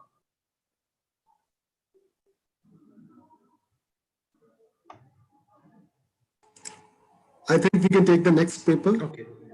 So we can move further and we can call up to the next candidate, that is Mr. Ganesha and Jitendra Sharma. Yeah. Yes, Mr. Ganesha. Sharma. Yeah. It's Ganesha KS and Dr. Ganapati Sinha. Sir, it's a request to you. Please speak loudly. Yeah. Okay. Yeah, I'm present. Okay. I'm sharing the screen.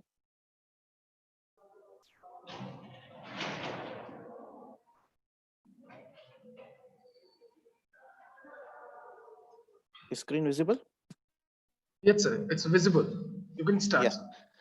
Yeah, this is Ganesha KS, a research scholar from Central University of Karnataka. So I wish everyone good afternoon and good morning. And my co-author is Dr. Ganapati P. Sunur, who is assistant professor and my research guide. So this is the paper which came out during the pandemic and lockdown situation, where I gone through the lot of data. So based on that intuition, I came up with this research article. So the topic is impact of COVID-19 scenarios on tourism industry and social media usage, and what are the strategies for tourism industry, so how they can convert this threat into opportunity. So that's what this paper deals with.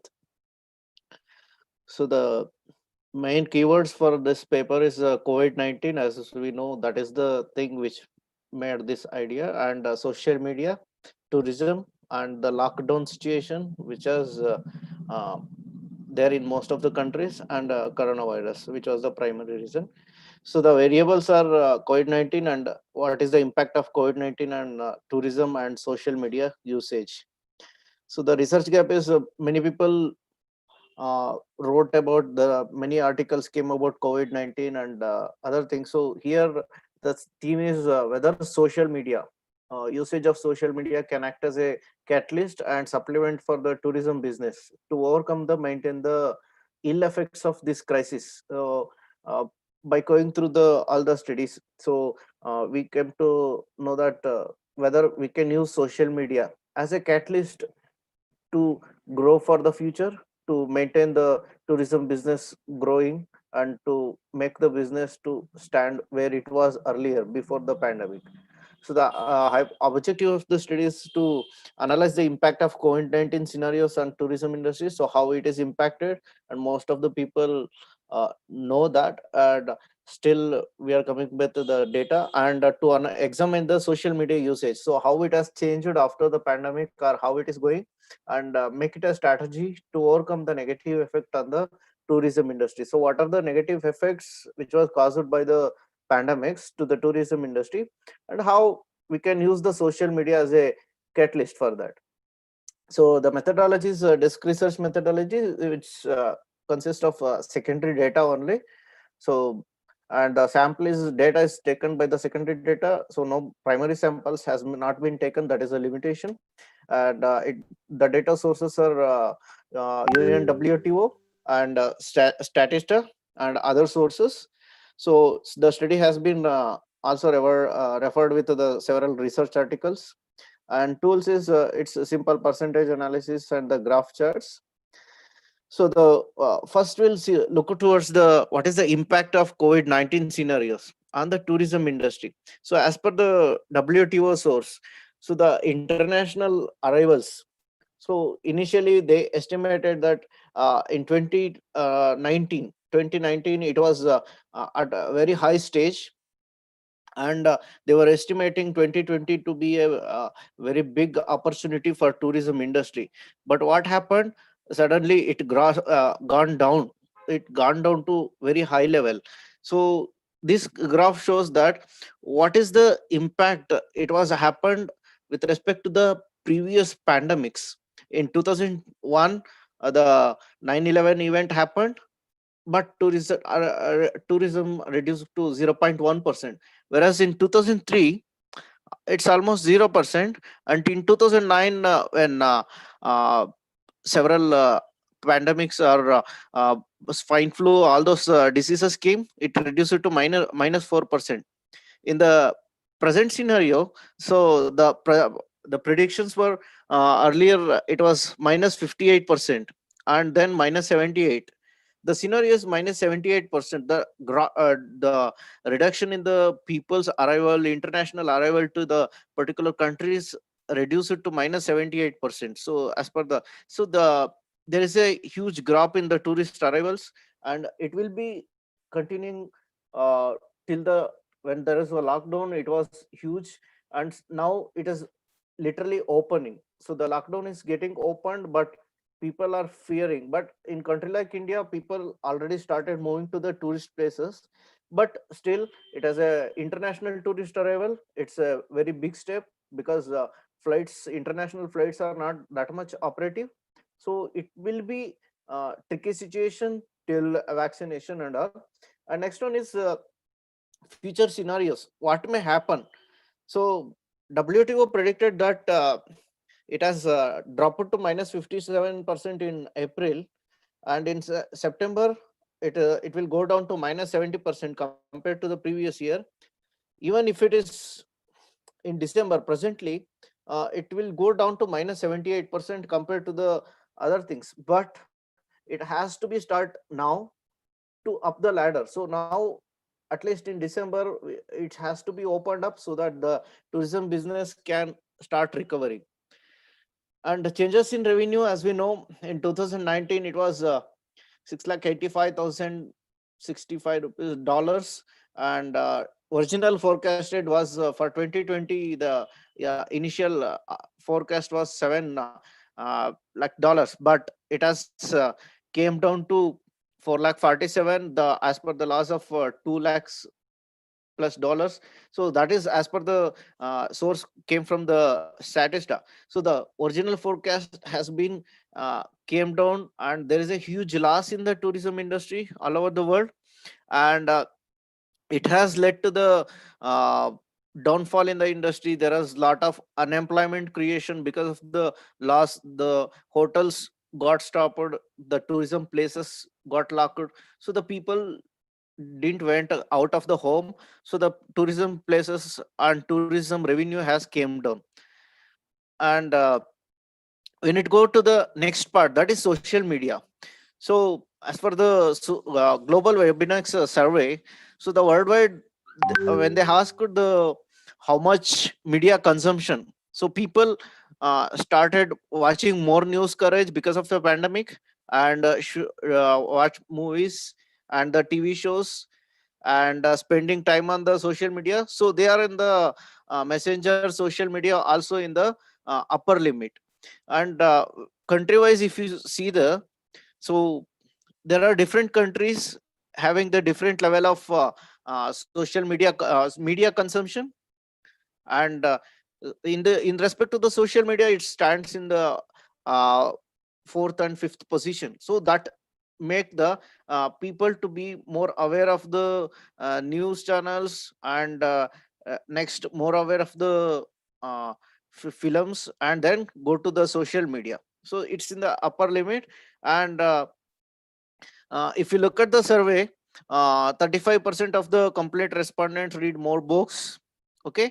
And most of the people stayed at home. 18% people tuned into the radio. 40% of people spend time in social media and messenger services. Fascinatingly, at any rate, half of the respondents in many nations reacted that they were observing more into this. But figures for Australia and US were lower compared to the other countries in the usage of social media. And this is the social media users in India. Initially, the prediction, it is there till 2023.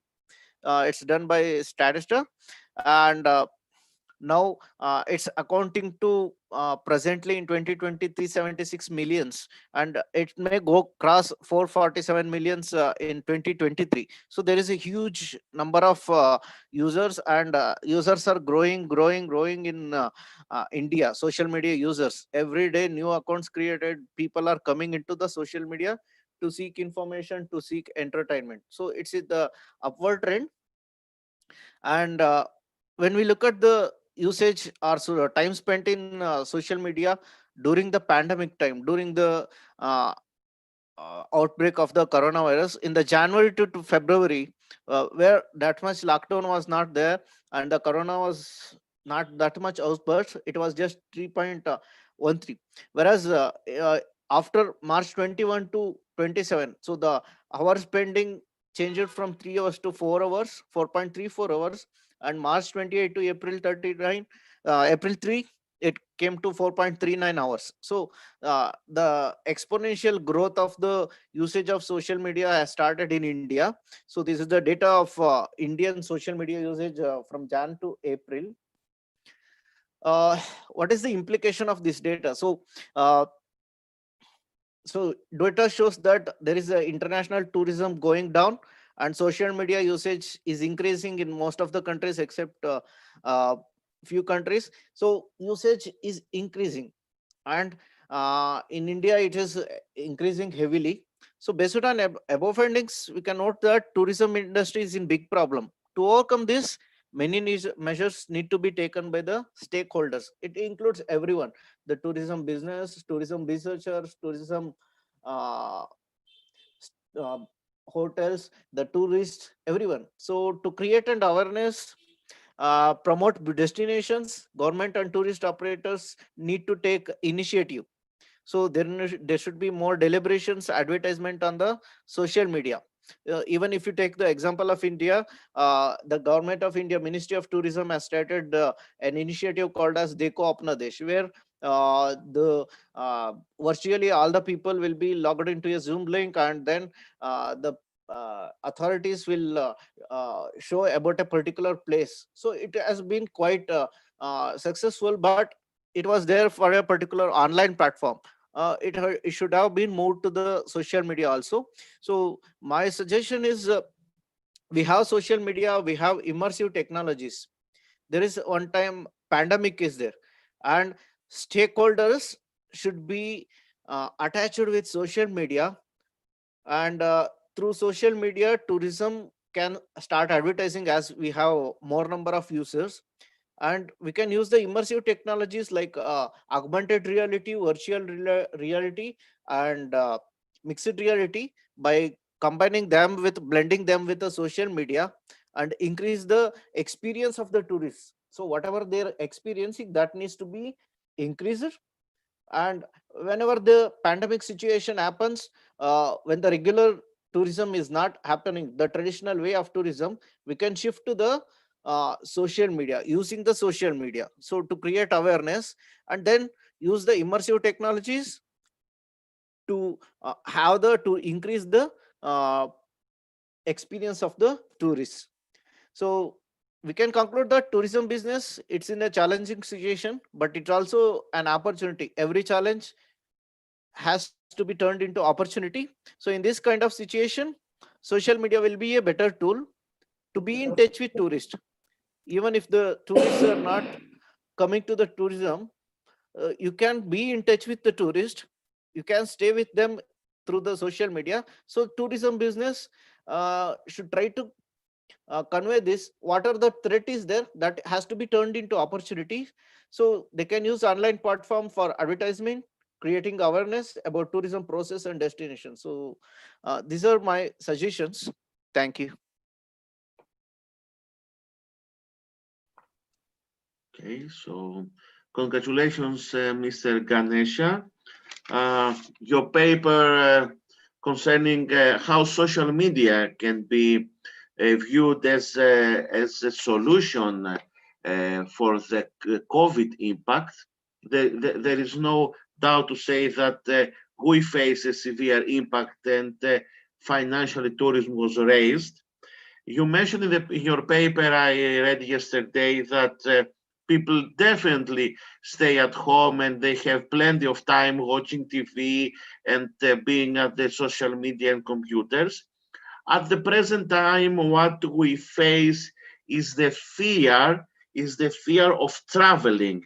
This is a great fear. I would like you please to clarify how social media can eliminate this fear for traveling. One is the user generated contents which are shared by, because my PhD topic relates to that. That is another research which I have done.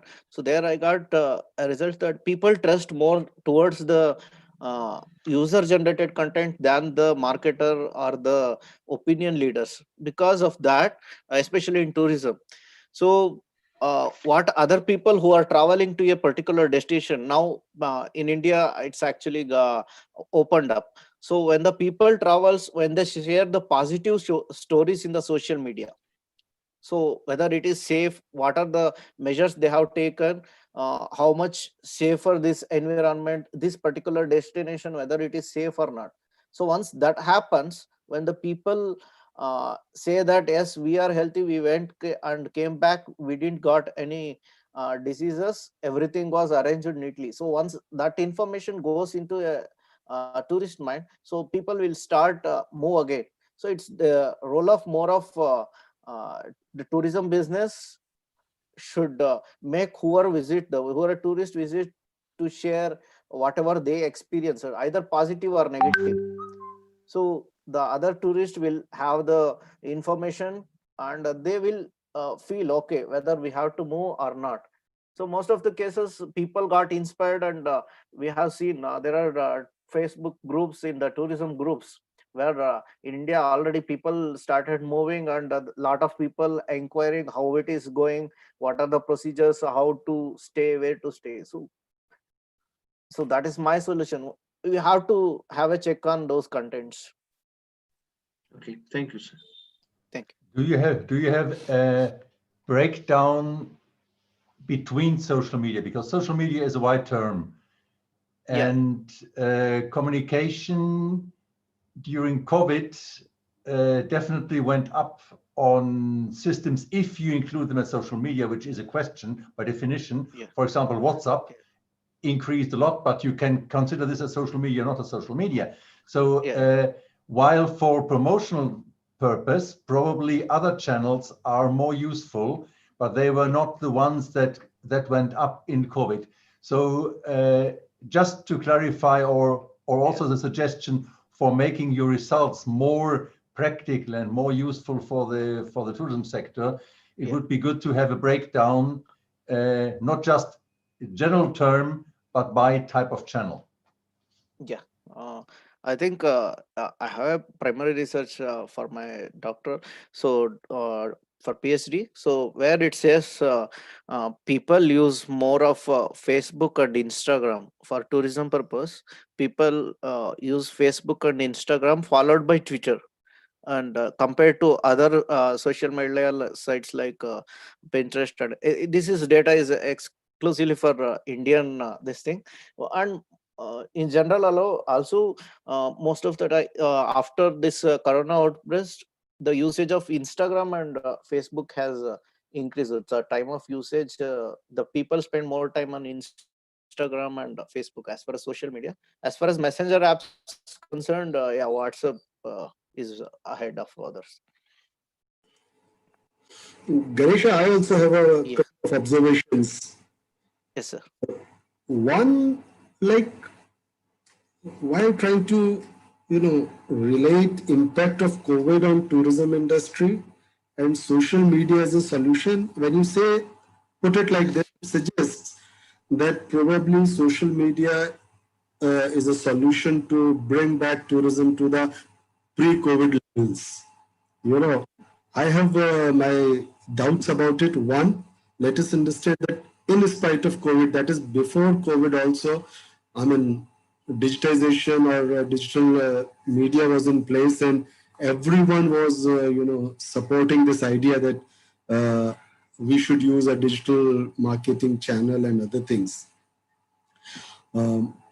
What I understand, or some of the reports as they suggest, that during COVID, we have learned a lot of lessons, that a lot of the travel is actually not necessary.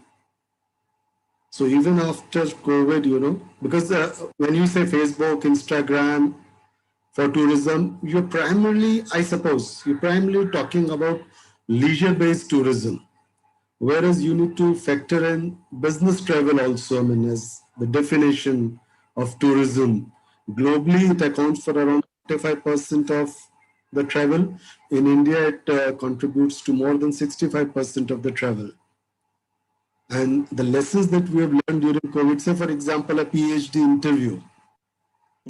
Now, most of the universities have learned that actually there is no need for travel, or for a board of studies meeting, you don't actually have to travel. And I see that post-COVID also will continue to operate through these media. And therefore, probably this component of travel is not going to get back.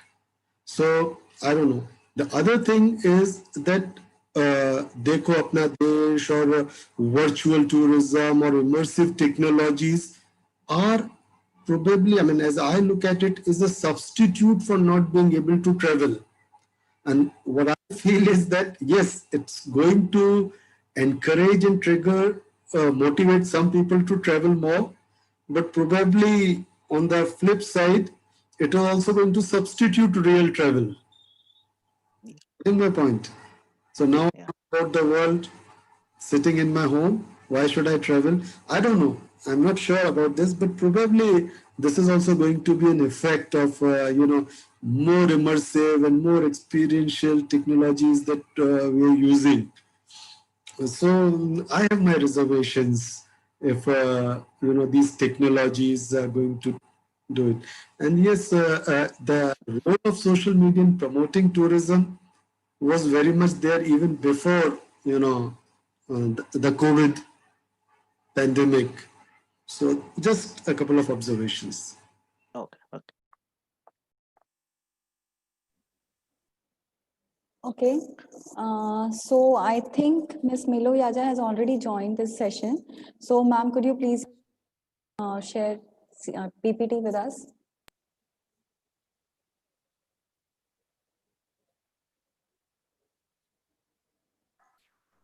It's okay. Is it visible? Yes, ma'am. Namaste, good afternoon. Keynote speaker, chairperson, member, and all the participants. My name is Milo Yaja, and I'm research scholar from Pondicherry University. And the title presenting today is Nature of Community Participation, Tourism Farms and Producers Through the Lens of Marketing. The co-author of this paper is Anuj Kumar, assistant professor from Aditya Vidya University, Navi Mumbai. The keyword is community tourism farm, market, community participation and rural development. Variable of the studies, for example, this all the variables have collected from the existing literature and some a few specific region specific concern. For example, branding and market from the Anhol 1998 and 2010, and social media marketing for tourism product and services from Mangold and Folds, and nature of tourism product from Garcia Rosell at end 2007. And research gave fulfill the studies. The current study contribute to understand how community tourism product and services are created, especially in the rural section. And the second is to identify the kind and the types of assistance used while creating these services. And third, in understanding the nature of community produced tourism product and services. The fourth, help to understand the marketing mediums and branding approach of community tourism firm. Background of the study. This study was conducted in the state of Arunachal Pradesh. It's the northeastern part of India, and Arunachal is having 25 district with rich cultural heritage and one of the famous biodiversity hotspot in Asian. And Arunachal in tourism is in the initial phase of development. According to India State 2019 report, Arunachal Pradesh ranked 30 out of 36 state-wise, including union territories, in foreign tourists, and in the segment of domestic tourists, it scored 32nd, which is far lower in all the state. And this are the tourist data arrival of 10 years. From the graph, we can see that although this is tourist arrival low as compared to other state, but the trend in the data are growing in number. Objective is, the first objective is to understand the marketing medium and branding approach of community tourism firm. The second is to explore the frequency of marketing and promotion. And third, to identify kinds and the type of assistant while creating these services. The fourth, to finding out the nature of community tourism producers. A detail of the research methodology. Nature of study is exploratory in nature. The sample design is purposive sampling, and the tools used for data collection is structured and semi-structured questionnaire, and tools for data analysis, descriptive tools, especially SPSS. The samples 355 samples were collected from 5 districts of Arunachal Pradesh. These 5 districts are deliberately selected based on their highest registration with the district and the state tourism department. The sample was collected from June to September 2019. These are the these are the farms who have participated in this study. And from the table, we can see that homestay, hotels, tour operators, and tour guide and transport services. All these are from community farms. And in case of marketing medium and used by the community, we can say from the graph that from the table that social media is used by only 61%, and word of mouth is 54%, television aid only 3%, and billboard and hoarding only 2%. This is assistant in designing tourism product and services, and in this we have categorized three kind of segment.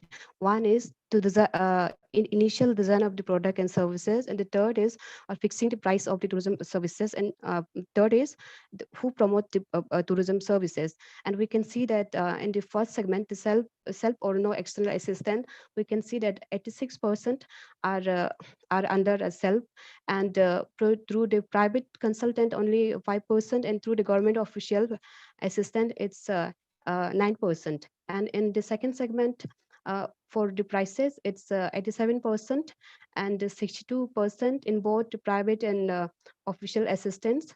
And in the promotion to product and services, we can see 90% comes under self, and they are no assistance from other side. And in the private, in the second one, is only 4% and 6% with the government officials. In case of, I'm sorry, just a moment. Frequency promotion community tourism and in a year, and we can see that those the farms which comes under only 0 to 2 times promotion in a year, it comes almost 89%. And in the another section 3 to 6 times in a year, which is only 5%. And in the another section, it's 7 times and more in a year, is only 20 in frequency and 6 in percentage. And marketing nature of tourism farms. So in this we have segment 5 different kind of variable to us.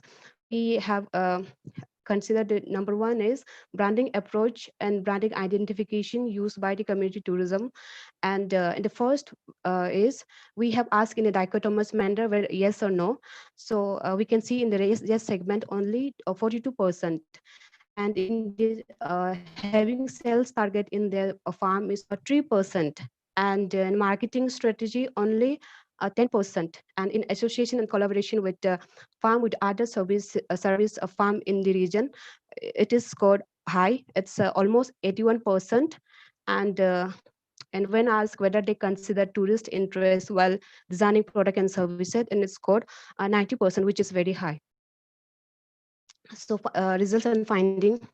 The marketing approach of the tourism farms are high in use of social media, but it's important to note here that the word of mouth promotion scored second from the table. We have seen that, and it is one of the trusted medium in the currently. And it's important to note here that word of mouth promotion is still considered a vital channel for rural and remote region in this still in this contemporary world. And finding two, the promotion of activities of local tourism farm in the region is relatively low.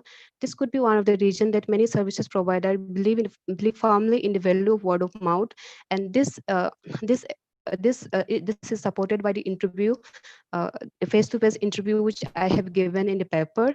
And the general use of social media marketing is ability to induce customer is visibly low in this area, and this could be a region due to many limitation. For example, lack of proper telecommunication in remote villages, lack of education, and other related issues. Finding three, the result shows that the majority of community tourism conceptualize their product and services by themselves. Only few take guidance from government officials and private consultant. And we also found that some of the service providers have been as a tourist in other state. So they got the idea and they conceive and they assume the price and other thing. So they have conceived mostly by themselves. Finding four, services produced by local tourism farm a blend of traditions and contemporary in nature. It is unstructured and highly vulnerable. The majority of local tourism services in the region like target sale, long-term branding vision, integrated marketing communications, which are an essential component of tourism marketing. Implications and significance of result. This study highlighted importance of understanding the tourism marketing medium and the nature of tourism marketing itself. Secondly, tourism governing bodies can channelize this segment of product and services as the promotions of community tourism firms is very different from other set of marketing. Third, this study also contribute to growing and understand striving tourism destination that in many parts of rural destination in Asian market and all other related areas. Fourthly, the study also contributed industry practitioners to include this aspect while promoting a rural tourism destination. And conclusion, the community tourism services need to regulation for better entry system in the long-term existence in the tourism market. Understanding their services and nature will definitely help authorities and policymakers and all the private players to include these community farms in their bigger level of marketing. Social media and word of mouth and essential promotions tool for the community tourism market it's rightly based on the human understanding and personal experiences. The community tourism firm produces plans and execute their business without much external assistance. There is no strong presence of long-term branding approach, affinity, and strategy in the services. Therefore, there should be a designated and exclusive server for guidance, feedback, this or into private sections where the proper database of all these services produced by especially local community, it can be integrated for the bigger level market and better communication for both host and the guest. And these are the few references I have used. Thank you. I welcome suggestion and feedback. Okay, hello. Yes, hello. Yes. Congratulations, Mrs. Milo, for your presentations. For your presentation, I have found some common spots with the other paper who was out of the program concerning the nation and rural tourist development.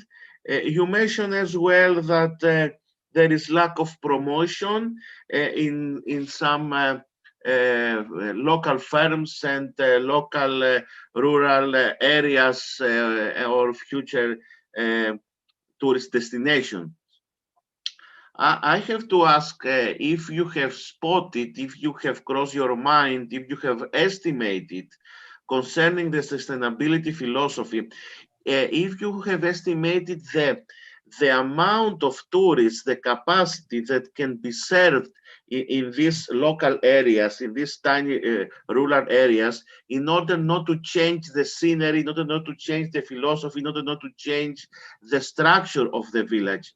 I have many examples in my country where over-tourism, for example, raised the scenery, raised 100% the philosophy, the jobs, the community structure, and this over-tourism transformed these tiny rural areas into a big tourist industries. And in order to avoid this in your country as well, I would like to ask you if you have crossed your mind, if you have estimated this factor. Thank yes, you. sir. Yes, sir. Answering to that, that's a very good question, sir. State of Arunachal is lowest in population index. It's as per the 2011 report census from Government of India, and which says only 13% per kilometer, which is the lowest in the whole state and union territories in India. And second, Arunachal Pradesh is lower in poverty index compared to all other Indian state, and which is the average Indian poverty index, and which is very low in this state. So this answers that there is opportunity in the tourism. The poverty can be reduced somehow, and the destination wise, and in northeastern India, the Arunachal is the largest state. So there is opportunity. Thank you. Okay, thank you for again, it's my topic, rural and countryside tourism. One short observation. also as food for thought when we talk about social media and then internet digitalization. My statement always is, look, the mouth to ear that was in the past is social media nowadays. So it is a new version of mouth to ear when we speak about social media.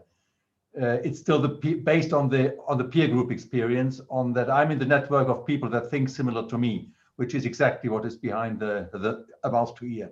So I would put these things together, just seeing them as two sides of the same coin. But I have two questions on the paper, which I think is technically very well prepared. First of all, you focus very much on the individual firms and on the branding thing.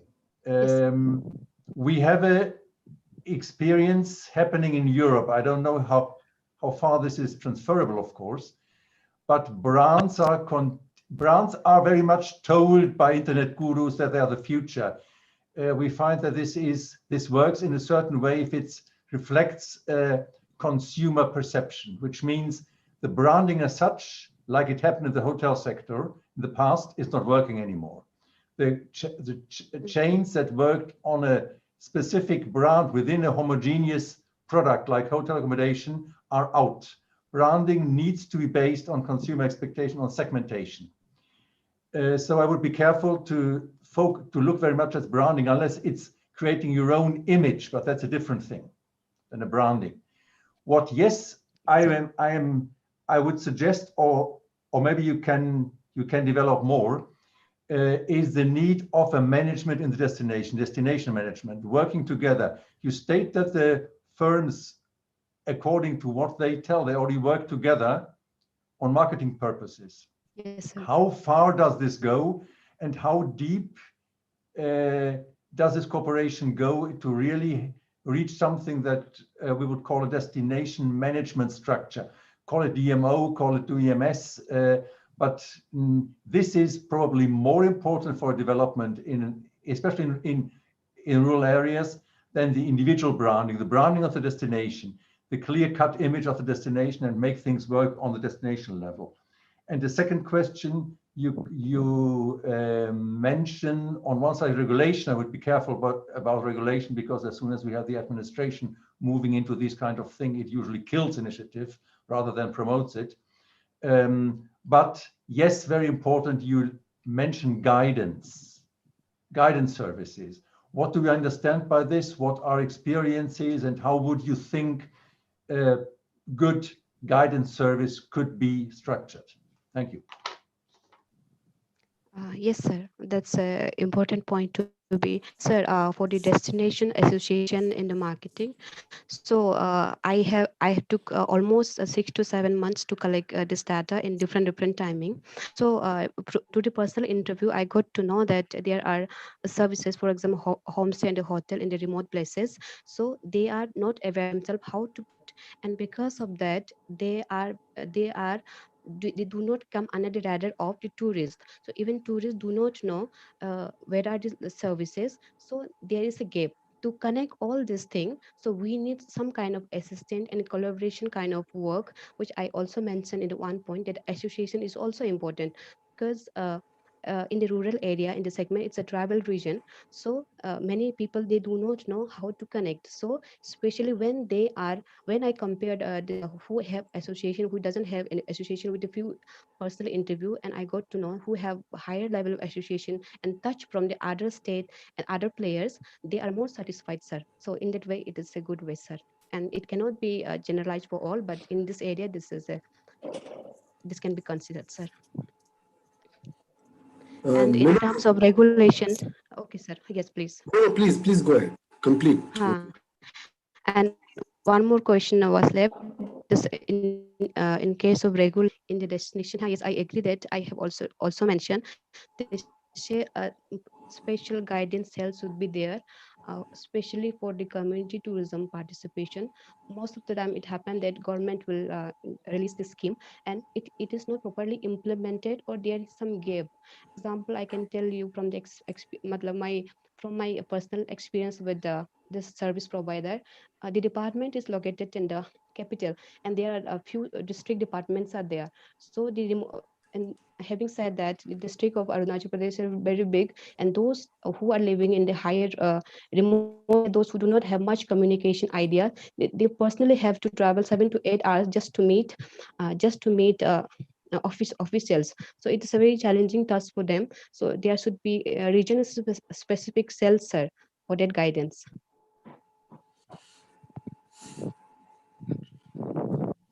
Yes, sir. Yes, sir. That's done.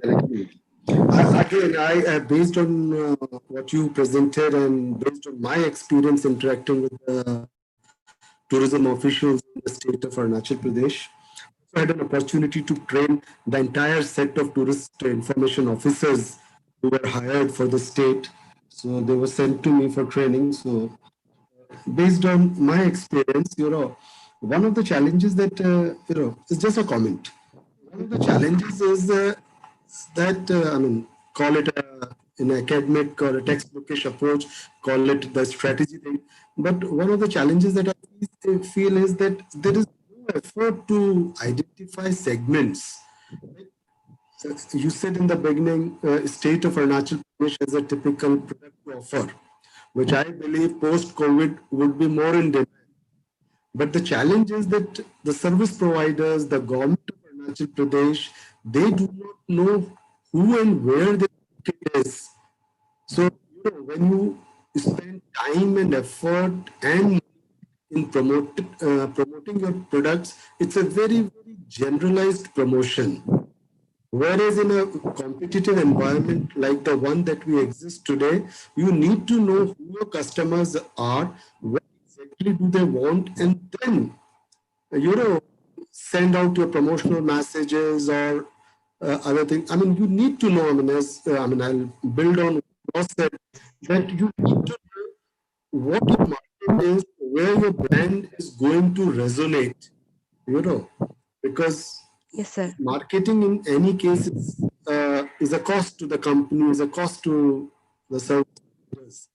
So you just cannot keep yes, on, putting money in your promotional thing. You first need to identify. I can give you a very clear example, and for the benefit of Klaus and George who are here, this is a tribal state which is bordering China, and they have like these tribes there, and a key, they are of yes, key and interest to anthropologists from that's a major tribe, yes, sir. Yes, so anthropologists from all over the world come to this state, like to spend, millions of dollars, spending time with the tribal community in these areas. So that is a big market, but neither the government focuses on this segment. Obviously, given the state of affairs, the community, it doesn't have access. And again, I look forward to some kind of a private participation, but the state might have the reservation of having private players in the state. But what I see is that my belief is that there needs to be more private initiative along with the communities, along with the governments. Governments, again, don't take offense to it. Governments, yes, sir, are basically, government officials are basically protocol officers in the state. They're very, very bureaucratic. I have worked with them. yes, sir. They have really Yes, no sir. idea of how tourism is to be organized and promoted. And Yes. for this reason, I understand what Claude says, that there has to be some kind of a DM. But given the state of affairs, it's very difficult to have a community-led DMO in these places. So it's a very significant role to play, but the unfortunate part is that government agency doesn't know what it needs to do a DMO. So that's the challenge of this state and many other northeastern states. Thank you. Yes, sir. I totally. Yeah, Yes, please. sir. I totally agree with agree with your comment any tourism policy yet. So when I met them very recently also, then they said still they are formulating state tourism policy, sir. So this area we have to look at, sir. Whatever you have commented and observed, there is a very valid point, sir. We really need to look many areas, sir. Not only in the marketing and the promotion, but many areas. Sir, thank you so much. Okay, thank you, ma'am. So before moving to our further presentation, I would just now request to our presenters that please do take care of your time presentation. Okay, as we have limited time for the session. So do you also want us to No, no, comment? no, no, no, no, sir, No, not no, from we our must side. give. We must all Yeah, respect the sir. time that is available to us. So Yeah, okay, sure. So our next presenter is Sumit Kumar Mishra or Dr. Gurinder Kaur, and the title of their paper is Tourism and Employment Opportunities, a Literature Review. Hello, good afternoon to one and all. Am I Good audible? afternoon, sir. Yes, sir. Yes, ma'am. So this is Sumit Kumar Misra, a research scholar from Arkajan University. I am here presenting the paper on Tourism and Employment Opportunity, the Literature Review. I'd like to thank you one and all for giving us the opportunity to present this paper over here. And as we all know, tourism is one of the fastest growing sectors in our country and around the world. And India is one of the largest markets over here. And according to Global Economic Impact and Trends, the world's travel and tourism GDP growth outperformed the world's overall GDP growth for the ninth consecutive year in 2019, with a staggering contribution of 10.3% to the world's GDP. According to the same report, in the tourism industry was also employing 1 out of every 10 persons. And in the last 5 years, out of every 4 new jobs created, 1 was from the tourism sector. And as we can see that tourism industry, as we can see that employment in India has been seeing a has taken a south turn, and the Prime Minister has repeatedly spoken of the great opportunities in this sector. So I thought of doing a literature review on this subject as to suggest for various ways to handle the situation in a better way. And the research gap fulfilled by the study are lack of any recent thorough literature review in India specifically, which try to point out the various prospects of employment in the tourism industry, the various issues faced around the world and in India, and to do a comparative study of the industry in developing and developed economies.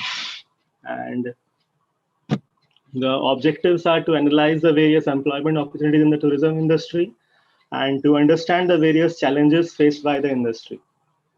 And the detailed research methodology was the nature of the study, as you can see, is a completely secondary data review of all the present literature. The literature review was done through articles and papers in various peer-reviewed journals such as Procadia and Elsevier. It was a comprehensive study through thorough data analysis of the available literature on this subject. The results of the study say that expansion of tourism, as observed by most, does act as a catalyst for socioeconomic change, but as pointed out by few of the researchers, that the direct benefits do not always transfer to the general populace, especially in countries like India, where the economy is still developing. And job satisfaction level, like many say that the job satisfaction level in the industry is not so high, and the people are not being paid as much as other persons in the other industries. But one of the studies done in Hawaii pointed out that the job satisfaction level of the employees in tourism industry was comparatively higher than other industries, and most of the workers were willing to work for the next 5 years in the same industry. So that also challenges that view. And tourism provides for an alternative source of employment to graduates of other streams as well as uneducated persons during any economic crisis, thus helping absorb the burden of unemployment during such crisis. This was observed by one of the studies. And the importance of standardized curriculum was pointed out by various studies in India as well as abroad, that especially the soft skills of English play a major role during the recruitment, and the right attitude and having the sensitivity towards the culture they are representing when in a country, especially like in India, where the culture is specifically unique. You need to be sensitive towards the culture you are presenting to the tourists. And as one of the presenters was saying that AI and digitization play an important role, sure, but you cannot always lose the human touch towards it. So the recruiters try to look for these attitudes, which was seen in the interviews in turn in one of the researches. And for better quality of graduates, updated professional training programs with international ties lead to better standardization of the programs and also better recognition of the institutes that are providing such programs. That would also help in grooming better graduates who will be helping the industry grow further. And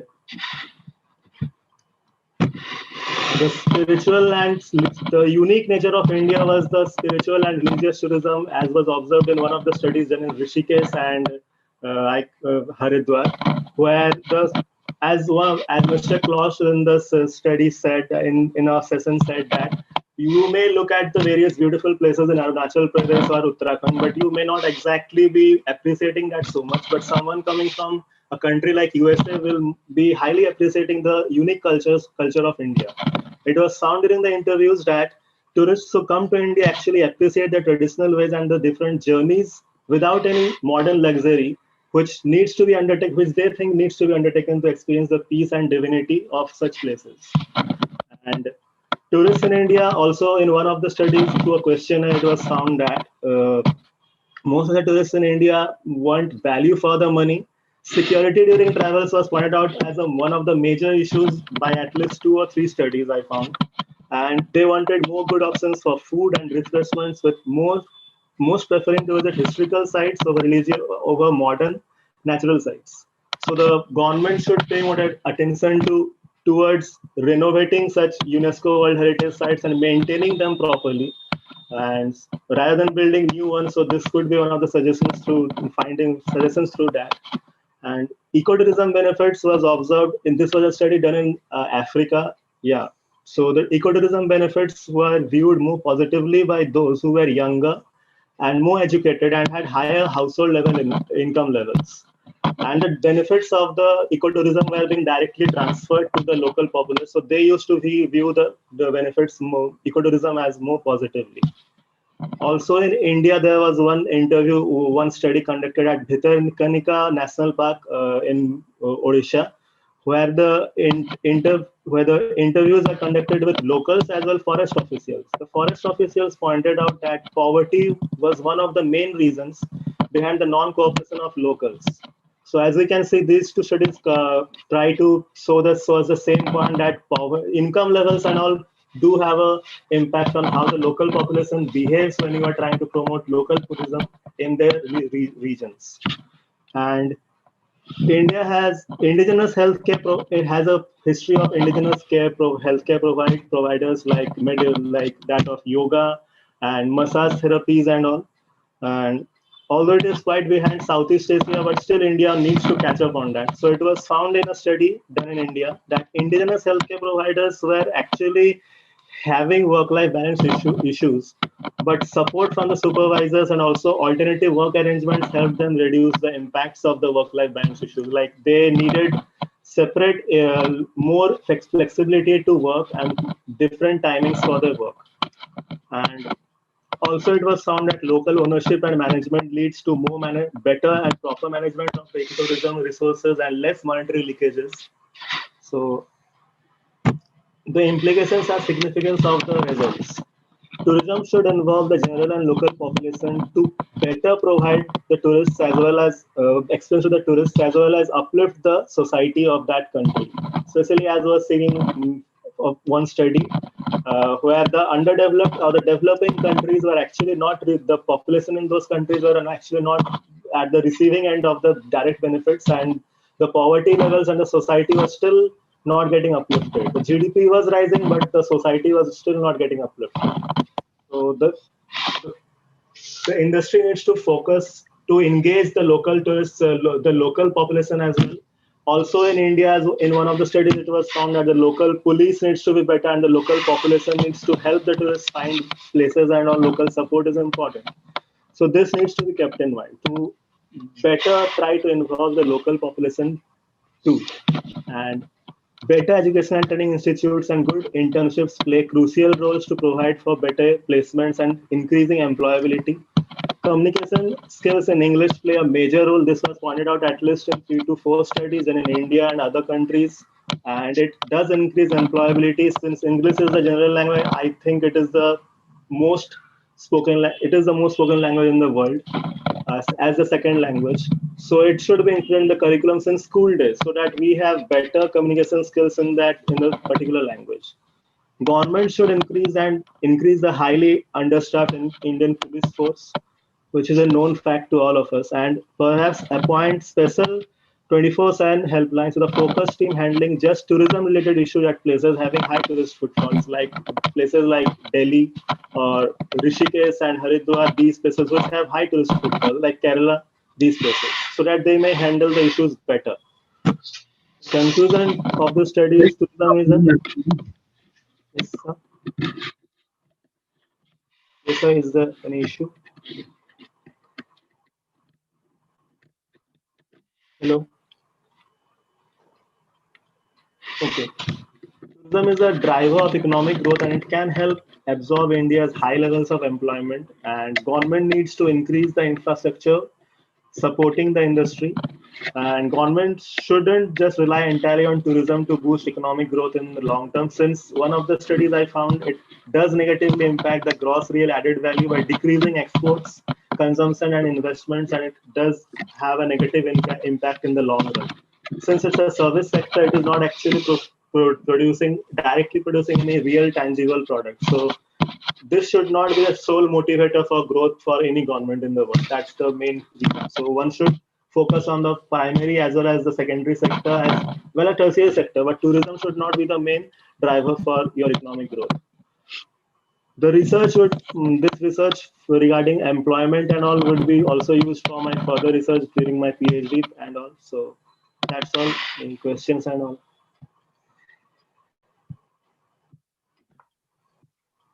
Okay, congratulations, sir, for your presentation. You. You have mentioned, Mr. Sumit, at your paper that the Prime Minister of India supports the employment in the tourism sector, and this is very encouraging indeed. Yes, sir. I was working for many years in an HR, human resource, in an HR department in a hotel chain in Greece. And after years, we came down to the deduction, to the result that it was not so difficult to find graduates with diploma. You have mentioned the need for graduates, the need for high educational students and candidates. And we came down to the deduction that it was not so difficult to find graduates or people with diploma and master degrees. The lack of people we wanted and couldn't find very easy were the people, were the candidates with soft skills of being sociable, because tourism means you must be sociable, you must have communicative skills. Yes, exactly. Okay, you must have a perception of the job needs. There was very much lack in the perception of the job needs. There was a lack of being sociable. You cannot have in front at the reception or in front of the guest somebody who is not sociable, no matter if he has 1, 2, or 3 degrees or with high colors graduation. So I would like to ask you if in your country you have spotted, or in your survey you have spotted something like this, and if yes, tell me some spots or a way to eliminate this phenomenon. Thank you, sir. I think that one needs to have the proper understanding of one's culture, as I already said, and yeah, proper grooming in English and the understanding of the culture, and understanding that one needs to, this is a soft skill, and of course, various studies pointed out that attitude and all play a major role for the employment. And I just said that, yeah, you need to have an educational background so that long term you do not get unemployed in this industry. Of course, this industry supports almost anyone from any field. In my country, of course, I have observed, like when I personally had visited Sarnath, I found a person over there who was a local tourist guide.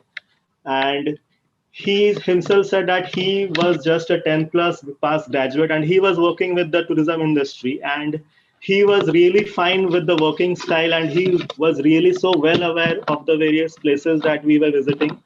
And I did never found out that he was missing a degree or as anything as such. So yes, this phenomenon is, I think, universal. In any place it will be observed that anyone who has a degree is definitely not fit for this job, because this is not a technical job that you are doing. You need to have the right attitude to be friendly with the tourists, to be able to accept that what they are trying to ask, and actually love your country whom you are representing. If you do not love the country, you won't be able to actually promote your country and help the tourists know your country better. So I really think that attitude is much more important. Also in the study that was presented, that it was more important than the knowledge and all. That's my point. Thank you, sir. Yes, sir. May I comment on this employment part as well? We had the discussion before about robots, and this is exactly the contradiction now. We speak about creating employment, but we know that, as George very clearly said, and we have the same situation even in the small scale hospitality. Yes. You have a lot of graduates which come from university and have not a clue of practice. They have not, you put them anywhere and they have nothing to do because they have no idea. They all in theory. Graduates, we have plenty of them, but we don't have operators that know what they have to do with a friendly face and a nice attitude. So it is a training thing, but the question is at which level, and if we train at the low level now, will they not be taken away by these robots in 5 or 10 years? So what are we really training for? And that's a huge thing where I think nobody has a clear answer at the moment, has a clear vision, because it's two tendencies going against each other. And also for a country with a huge population like India, or we can go to China or Indonesia in your geographic area.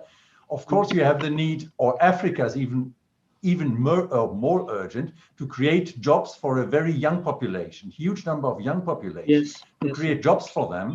But on the other hand, these jobs in the future need to be qualified, because this generation, you will find out, like happened in Europe, we had this Pillenknick, this when the counterconception came in, suddenly the society got richer and the birth rates go down. And now we have, in some countries like Germany, we have the opposite problem. There are no young people anymore. You don't find people, staff for working, for learning, because it went down. So this will come in India in 30 years, in 40 years, but will come. And you train people now for a future. So think about these things, and it's really complicated. It's really difficult to find this optimum way. Now, one conceptual thing, a remark, you comment in the last slide or pre-last slide, I think, that tourism should not be promoted too much. Yes, because exactly. it goes against export.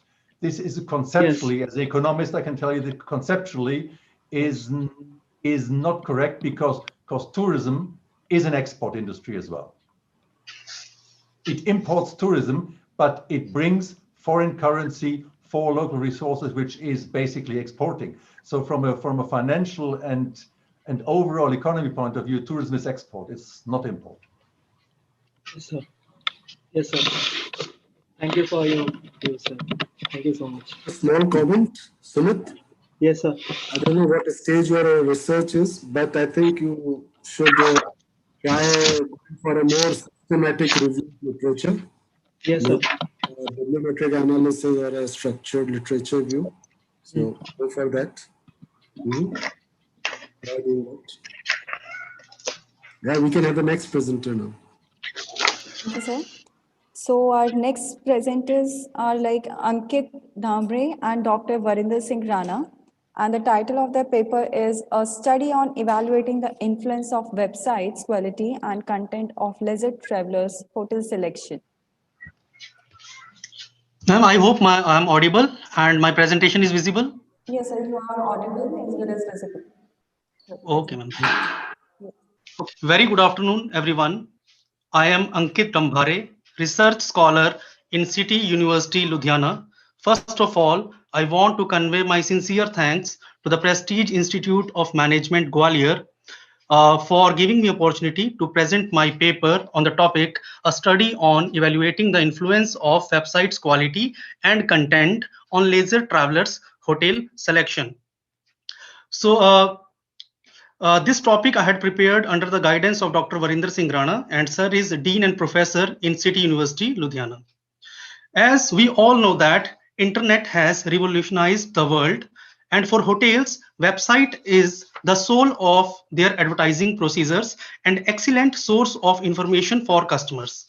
According to World Tourism Organization, leisure segment is world's largest contribution for tourism with a contribution of 50% in the year 2000 and 56% in the year 2018. Uh, uh, uh, According to Indian tourism statistics, more than 10 million foreigners arrived in the year 2018 in India, and more than 2.3 billion domestic tourists traveled in India.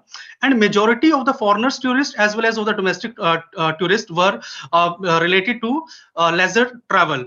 In the year 2018, India earned a revenue of 240 billion US dollar from tourism, and 94% of the revenue came from the leisure spendings. So it shows that how much important leisure segment is for the hotel industry and especially for the tourism sector. So keywords of the study are hotel industry, website quality, website content, leisure travelers, and purchase decision. Variables of the study are website quality and content, which is independent variable, and leisure travelers purchase decision is dependent variable. In the past, many of the studies have been done on website quality and content, but no specific study have been found relating this concept, website quality and content, to the hotel industry, and specifically relating it with leisure travelers. And no specific study on this topic have been found in India. So that is why I had prepared and I had done my research on this topic. So the objectives of the study are to identify the features associated with websites quality and content of hotels. This first objective I had achieved with the use of previous literature. Second objective was to analyze the influence of websites quality on leisure travelers purchase decision. And third objective of the study is to examine the influence of websites content on leisure travelers hotel selection. So the primary data was collected from the consumers of hotel industry, especially from leisure travelers. Structured questionnaire was distributed through Google Forms in the month of October 2020. The questionnaire was divided into 4 sections. First was demographic profile. Second was profile of respondents related to their travel activities and their hotel stay. Third segment of the questionnaire was influence of website quality on leisure travelers purchase decision, and fourth was influence of information provided on websites on leisure travelers hotel selection. Central tendency technique was used for the achievement of second and third objective, and secondary sources of the data collection were national and international journals, government reports, published research articles, papers, thesis, books, websites, magazines, newspapers, etc. Now, my first objective was to identify the features of website quality and website content. So these features I had found from the previous literature. So the features of website quality are like clear language on the website, easy to understand information, high resolution photographs, videos, user-friendly websites, etc. All these are website quality features. Again, from the previous literature review, the features of website content which I found are type of hotel, information about types of guest rooms, clearly defined prices of rooms, location of the hotel, cleanliness and hygiene standards, etc. All these are the features of website content. So this is my second objective. What is the influence of website quality on leisure travelers purchase decision? So here I used this in questionnaire. The questionnaire was based on a Likert scale of 1 to 5, where 1 is not at all influential and 5 is extremely influential. So various rankings have been given by the leisure travelers on the various features of website quality. So the first ranking was given to well-organized information on websites. This is one of the quality of website. This is one of the feature of website quality which influence most to the leisure travelers while their hotel selection. Second feature of website quality is secured payment gateways given on website. Third is indicates the websites indicating hotel location on Google Map. websites providing easily accessible contact details was the fourth, having ranked fourth by the leisure travelers in terms of features of website quality. Similarly, fifth ranking was given to user-friendly and easily accessible websites. Sixth to videos related to hotel products. And again, there was one more rank, sixth rank was given to easy to understand information. Seventh rank was given to high resolution photographs, and eighth was given to clear language on the website, and ninth was given to uses of good color combination on website designing. So from this we can see that well organized information, secured payment gateway, and hotel location indicating on Google Map, these are the three features of website quality which influence most to the leisure travelers purchase decision. My third objective of the study was to analyze the influence of features of website content on leisure travelers hotel selection. So these are the various features, and cleanliness and hygiene standards, especially followed during COVID-19 pandemic, have been ranked first. Those websites which are providing information related to cleanliness and hygiene standards. So this is the most influential feature of website content according to the leisure travelers. Second have been given to pricing of rooms. Third to the location of the hotel. Fourth to the review about hotel on websites. Fifth to information about types of guest rooms. Sixth to the information about places of tourist interest in that particular area. And seventh ranking was given to discount and offers provided by the hotel, and this information was ranked seventh. And eighth was given to information about type of hotel as well as to the focus on leisure activities by the hotel. And the ninth rank was given to special events in the city and hotel, and 10th was given to health club and spa centers. So the findings say that cleanliness and hygiene standard, information about cleanliness and hygiene standard, pricing of rooms, and location of the hotel, these are the three features of websites content which influence leisure travelers while selecting their hotel. So conclusion of the study is well organized information, secured payment gateways, hotel location on Google Map, and easily accessible contact details are the most influential features of website quality which influences leisure travelers hotel selection. And second, one more conclusion is information about cleanliness and hygiene standards, pricing of room, location of the hotel, and reviews about the hotel are the most influential features of website content which influence leisure travelers purchase decision. And this study will be helpful for the hotel industry while designing their websites, to the researchers, to the academicians in the field of hotel industry, tourism, leisure travelers, those who are studying on leisure travelers, as well as on the website's quality and content. So thank you so much. This is from my side. Thank you, everyone.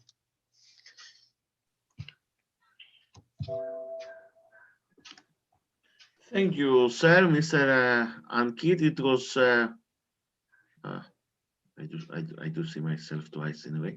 Okay, it was a rapid and to the point presentation. I would like to ask you, the sample is from India. The sample of the 116, I think, yes, questionnaires are from India, are from a specific region of India.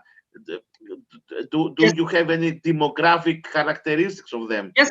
Yes, sir. Yes, sir. Yes, sir. Actually, I had collected 170. I had distributed this form to 200 respondents. Out of them, 172 responded for the same. And out of that, the main questionnaire, which was based on the main topic, was answered by 116 respondents. And this questionnaire was basically distributed to in the state of Uttar Pradesh, which is one of the highly populated state of India.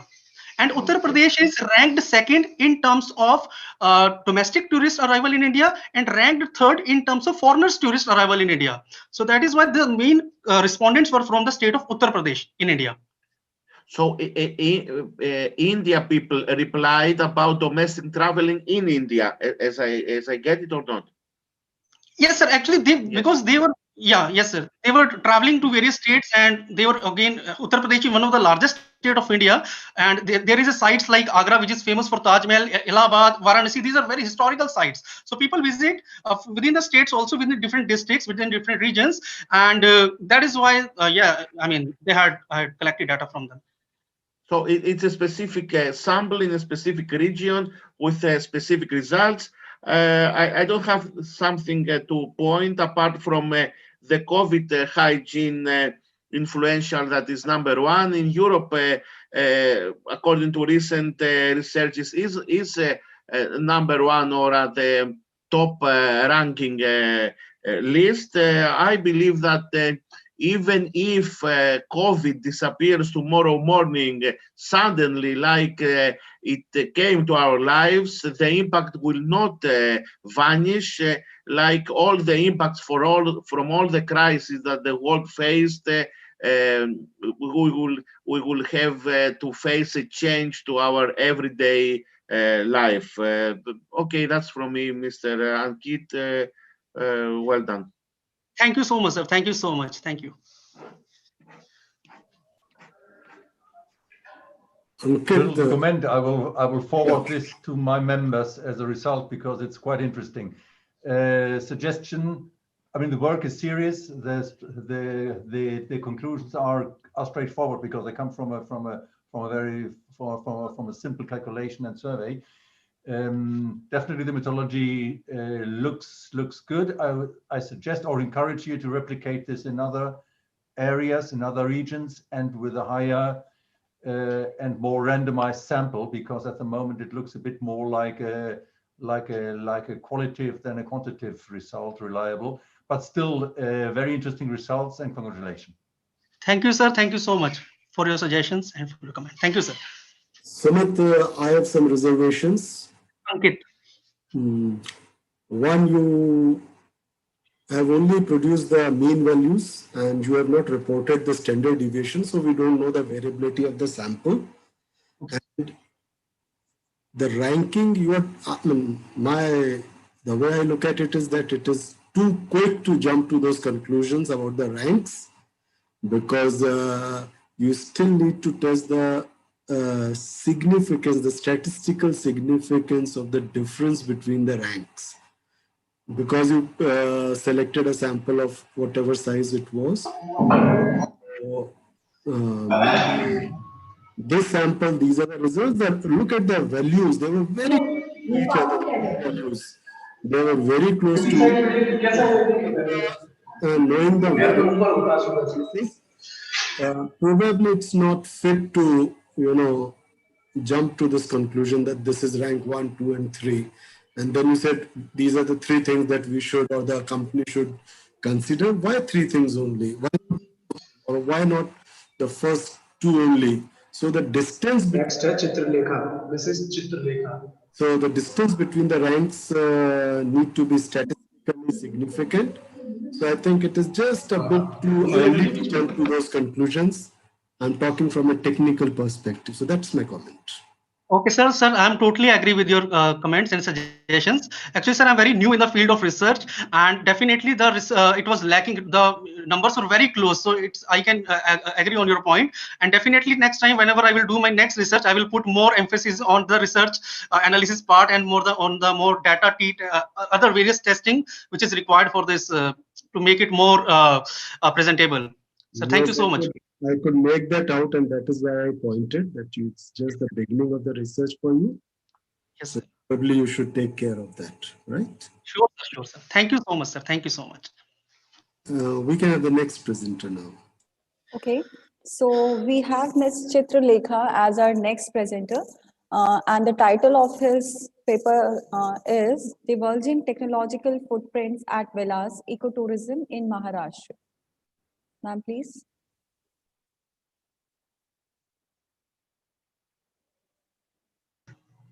Am I audible and my screen presentation visible to everyone? Yes, ma'am, it is visible. So good afternoon, panelists, session chair, Professor Nimit sir, session rapporteurs, Professor Vivek and Professor Kalpana, and fellow presenters. I am Chitralekha Kumar, research scholar from Pacific University, Udaipur, and an assistant professor at Wellinger Institute, Mumbai. As the keywords are... Sorry to interrupt you, ma'am. Ma'am, your presentation is not visible. Your PPTs is not visible. Just a second, please. Yeah, ma'am. I think someone from the administration is the previous speaker is still sharing the screen. Yeah, I think Ankit sir. Yeah. Okay, I think he needs to stop sharing, then I would be able to share my screen. Okay, just hold on.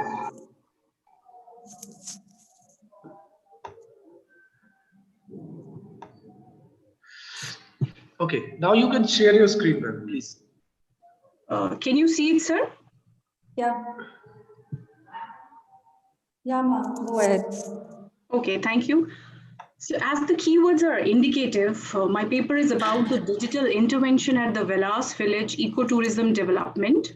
Ecotourism has witnessed a shift in the preferences of the tourism stakeholders. There's greater awareness among the younger generation. The millennials are aware of the carbon footprints and they are keen on understanding and exploring natural environments rather than spending money on luxurious stay during their vacation. And the digital platforms have enabled easy access of information about these hidden treasures of nature. Velas village is located on the Konkan coast of Maharashtra, and the village collectively has been working towards the conservation of olive ridley sea turtles, which are an endangered species of these turtles. The villagers once used to eat the eggs found on the beaches. From there, they have come up to hosting this conservation as a festival wherein tourists pour in to see how these hatchlings walk towards the sea. And digitization has played a very significant role in making this village popular among the nature lovers. There are three attributes of digital intervention that are being examined in this study: the source of information about the village and the turtle conservation process, with its independent variables and dependent variable being ecotourism development, effectiveness of social media platforms in guiding the tourists and sharing of experiences post their visits.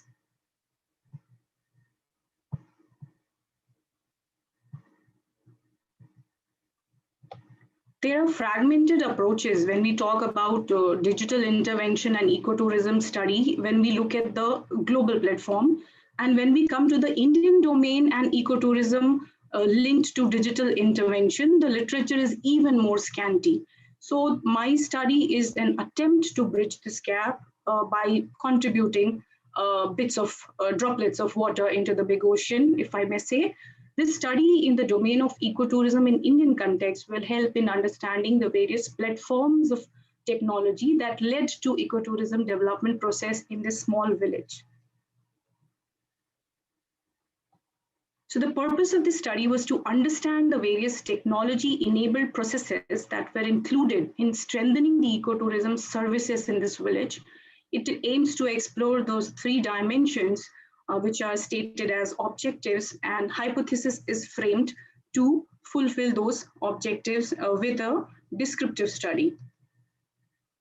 So as I said, the nature or the design of my study is descriptive, with data collected on a random sample basis from 400 tourists who visited this festival in the village and witnessed the release of these hatchlings into the sea. The study area is Velas, which is a 4-hour journey from Mumbai. And the questions were framed based on 7-point Likert scale. Statistical inferential tools utilized for this study were Cronbach alpha, chi-square test, correlation and factor analysis. A significantly reliable Cronbach alpha value was obtained, which is 8.10, stating a reliability of the structured instrument used. The descriptive statistics highlighted that majority of male tourists were present during that turtle festival in the year 2020 prior to the lockdown.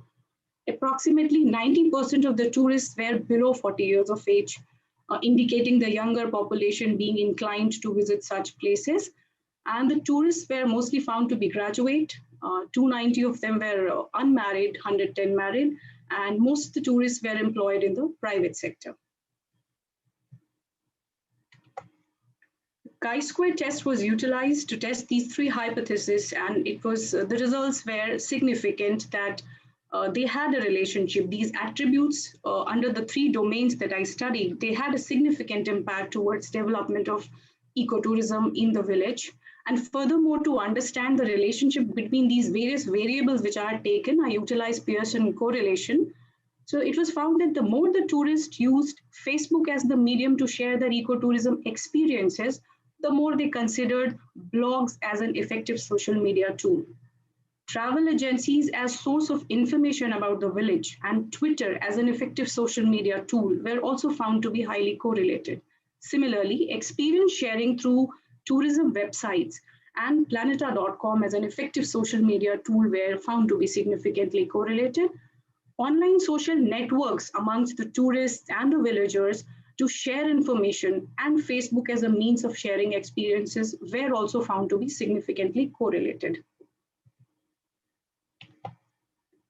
Now, all the 18 variables taken together and these contribution towards development of ecotourism through digital intervention were tested to identify which were the top 5 factors contributing maximum. So the KMO Bartlett test indicated a significant value 0.811, and the factor 1 was found to be comprising of 5 variables, that is, experience through Facebook, online social network for sharing their information, experience sharing through Twitter, travel agencies as source of information, and travel blogs as effective social media tool were the 5 factors which, according to the tourists, were found to be mostly significant when they visited their village and found it to be very satisfactory.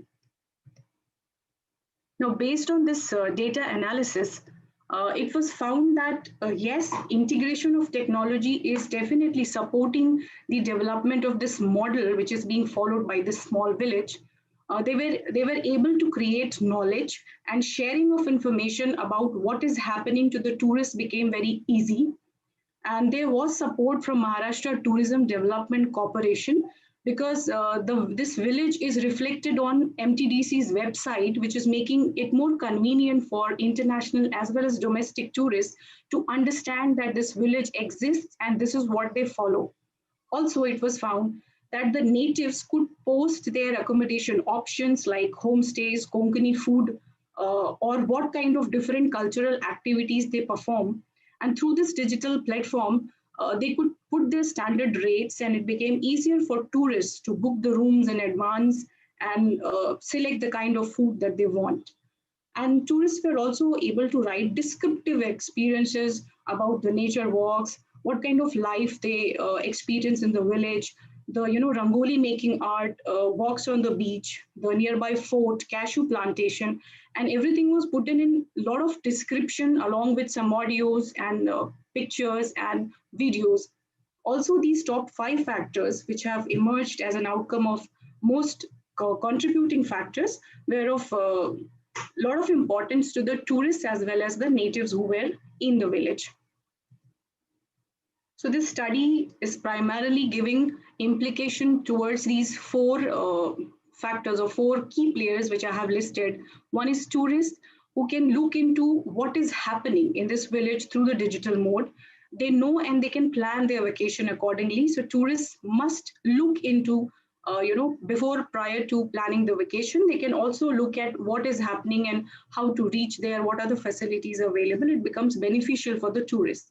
Service providers can revisit their services and look at how they can enhance their visibility by utilizing these digital platforms indicated in the findings of the study. Also, the website developers, they can look for enhancing the pages where tourists share their experiences, because we see that they give a lot of descriptive experience sharing. So it can be provided in a better way. Government plays a significant role, as has been mentioned in a lot of studies and a lot of presentations prior to mine. So here it is beneficial because Maharashtra state is also having a separate ecotourism state policy, which talks about how these smaller villages who are working towards conservation of biodiversity can be promoted. So yes, MTDC and other similar bodies can start supporting and regularly updating their websites and other platforms to give more visibility to these kind of villages who are working towards development of ecotourism. So I conclude my study that yes, all the 3 factors were playing their roles in development of this village and giving better experiences to tourists and giving income opportunity to the natives who stayed there. And it was a win-win situation, which can be similarly replicated for other areas because the beach is extended and there are a lot of villages around. But this platform has been utilized only by one village. So the study indicates or urges or recommends that similar kind of initiatives can be taken to strengthen this overall process of ecotourism development. So this is all from my side. Thank you.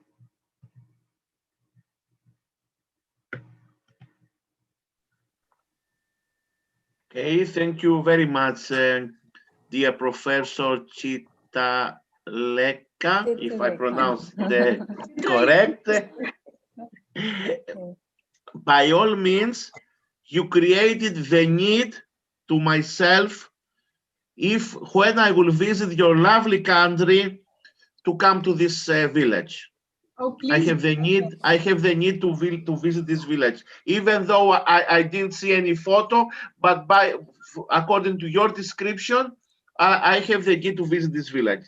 So one of the purpose has been accomplished. Of course, Dr. Klaus is this field, is this field, so he will ask you something more specific. It's his field. I will ask something more general.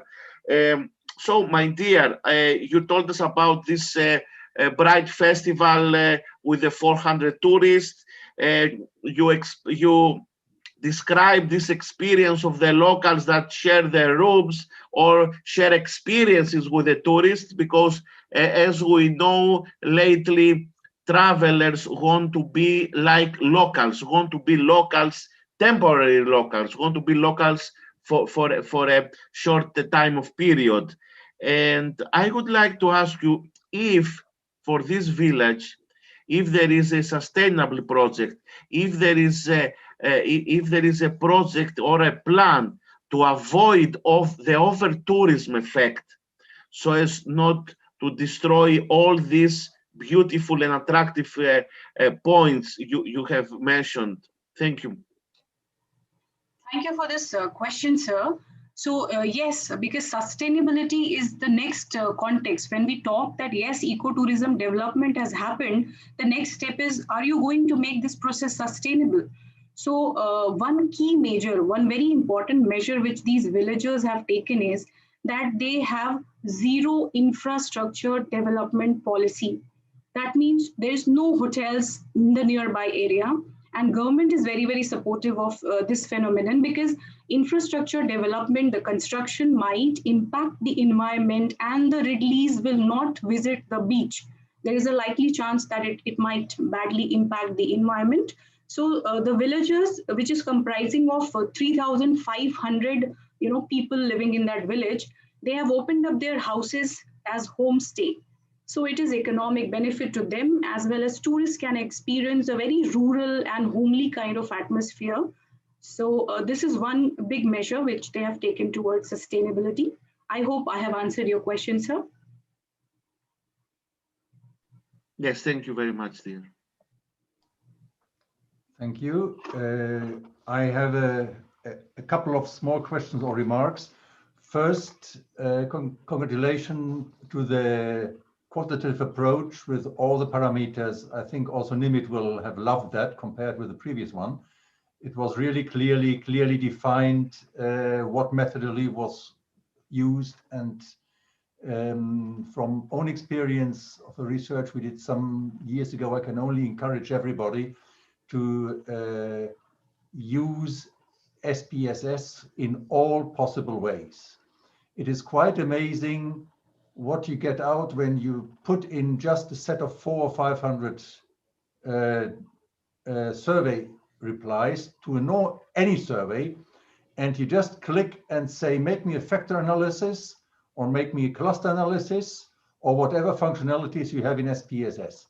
And you get results which sometimes don't make sense, okay, but very frequently we found that you find new clustering or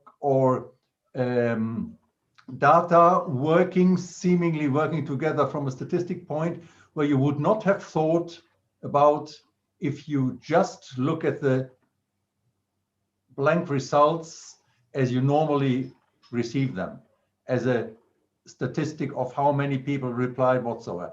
The interesting thing you get out of these is new ideas of how concepts could, how data, how information, how criteria or behavior facts could work together. Not all works, but sometimes it's really, really, really good to find new ideas. Said this, I have a question. You comment that there is a local platform working very well in practice to promote and to manage this village. There is certainly also a national or a public government platform for the whole state. What is your experience? Which type of platform is more effective and working in practice? I will give you the idea why I ask. Our experience here is that public websites set up by government bodies are increasingly boring and not reflecting what the market demands, while platforms that are run by the directly creating community or by the community that is interested in a specific topic are a lot more alive because they are fed of interest. They're not a top-down website, they're a bottom-up website, which lives and is alive and is efficient because it reflects what the target group is really looking for, not what somebody thinks they're looking for. So I would like your view on this. And another point that was also raised before, be careful about development. There is many examples where small places die of their success.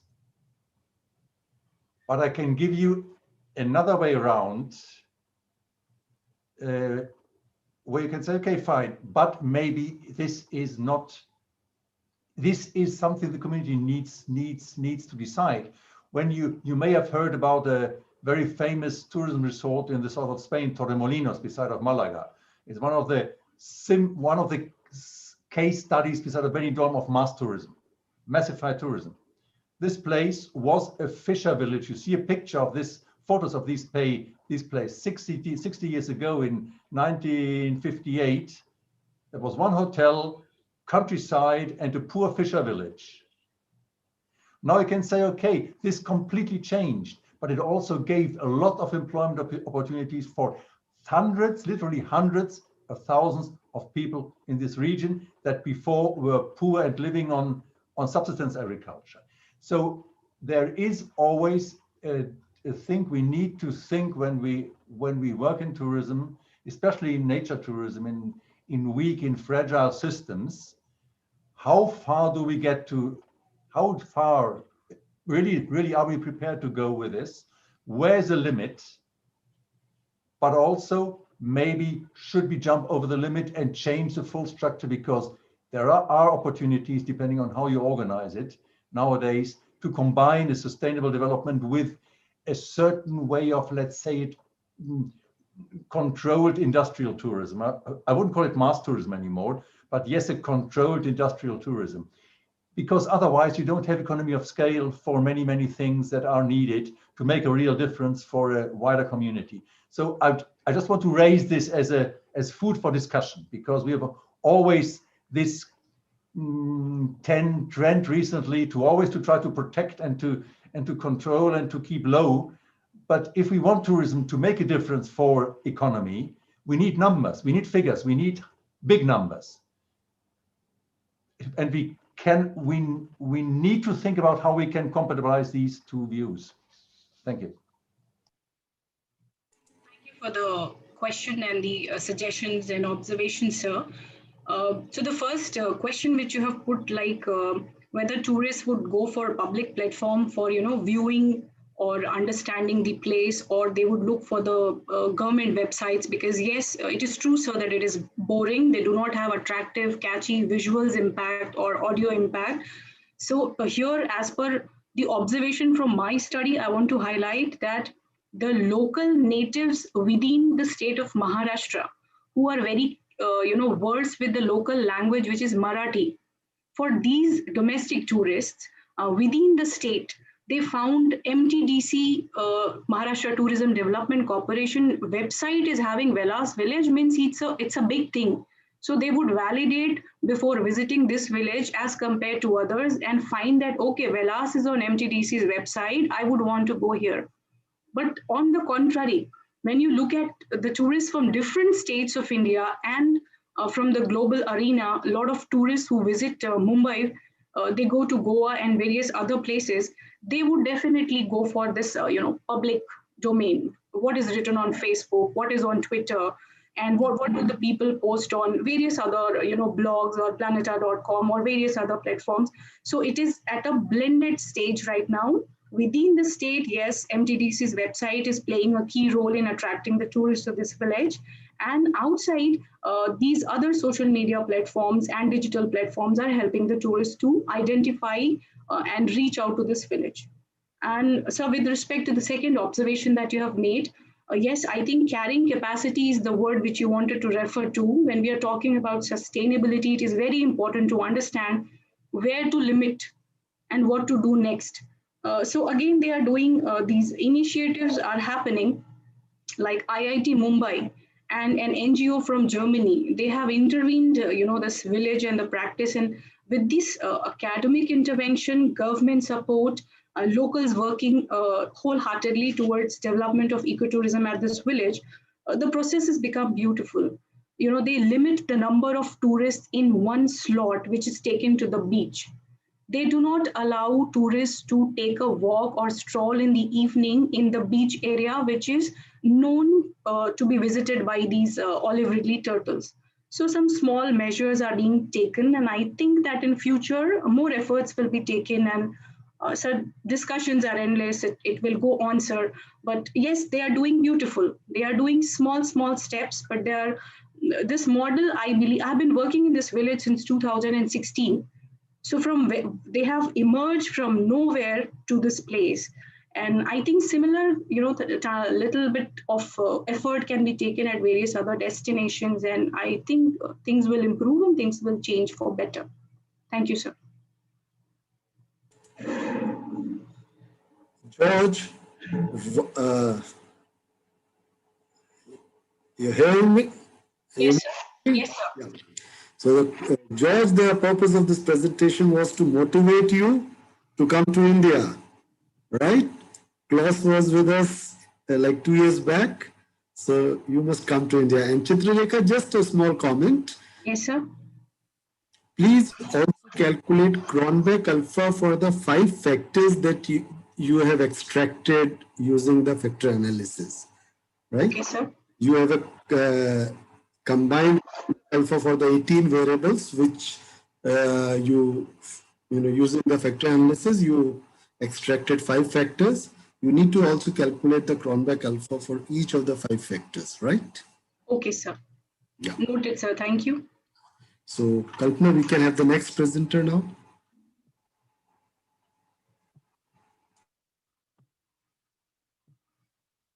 Okay. So,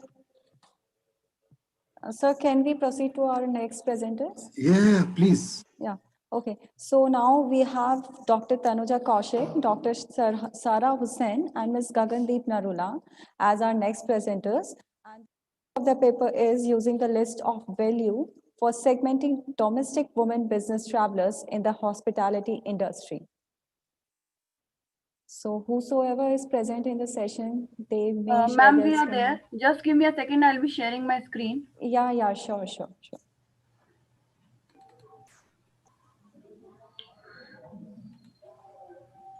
Ma'am, is my screen visible? Yeah. Okay. So a very good afternoon to one and all present here. The topic of our research is using the list of values for segmenting domestic women business travelers in the hospitality industry. To start with and give a brief introduction to the research work which is being pursued, I would like to explain that domestic women business travelers are independent women who travel for fulfilling their work-based and professional requirements within the boundaries of a nation. That is why the word domestic women business travelers. And values can be defined as a unique approach towards behavior that is acceptable socially and personally, having a lasting and ongoing credence. So in our studies, we have used the list of values measure to understand. It is a methodology which was given by Kehle in the year 1983, and it has got a set of 9 values having both internal as well as external dimensions. These list of values have been extracted from Maslow's hierarchy of needs and the Rokiak's 18 terminal values. So these 9 values are very closely associated with consumer behavior. In our research, we have tried to explore as to how these 9 values can be used for segmenting the domestic women business travelers based on their accommodation preferences. So the variables of the study are accommodation preferences of domestic women business travelers and the list of 9 values that include sense of belonging, excitement, warm relationship with others, self-fulfillment, being well respected, fun and enjoyment of life, security, self-respect, and sense of accomplishment. Now, as I've already mentioned that it has both internal as well as external dimensions, the values like self-fulfillment, self-respect, these are the internal values, whereas warm relationship with others and being well respected are the values which are having external dimensions. So list of values basically is, it has got a major implementation in the retail sector and for studying the consumer behavior in marketing research. Also, it has been used in many cross-cultural studies, but limited work has been pursued on implementing this methodology specifically in the hospitality sector. Therefore, we have, with our research, we have tried to address the gap by highlighting the importance of adopting these list of values measure in the hospitality sector for segmenting the domestic women business travelers.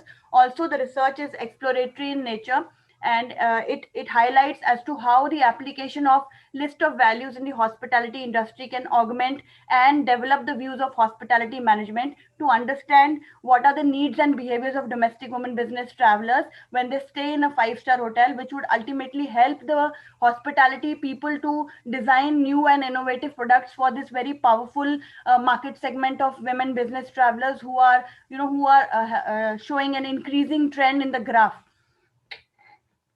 Objectives of the study: this study sets out to explore how domestic women business travelers can be segmented based on their hotel accommodation preferences using the Calais list of values. It also pursues to examine the benefits of implementing this segmentation technique in the hospitality industry for different guest segments.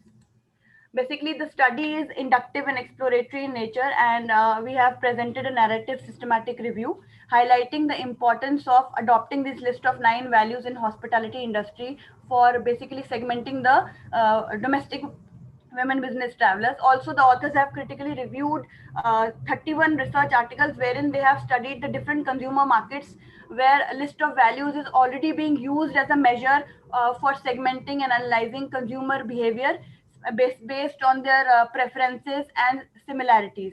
This study aims at enhancing the researchers' understanding of market segmentation and performance through the adoption of list of values, which is a less researched area in the arena of hospitality marketing.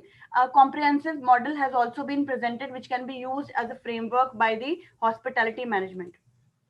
The authors have proposed a theory of implementation of list of values in the hospitality industry to segment the domestic women business travelers. Now, before I move ahead and explain this conceptual model, I would like to, just a second.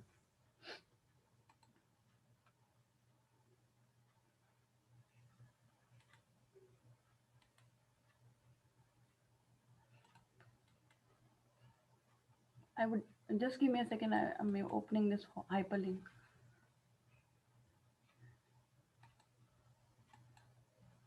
So basically, the authors have reviewed 3 key methodologies wherein values have been used, values as a measure has been used, and these are the Rokiak value survey, the VALS segmentation, and the list of values, which we have incorporated in our study. Now, the Rokiak value survey and the VALS segmentation, they have certain methodological issues, specifically when they are involved in marketing research. This is because the Rokiak value survey has a list of total 36 values. The number of constructs are 18 terminal and 18 instrumental values. I've already mentioned the values which are the terminal as well as instrumental values in the table.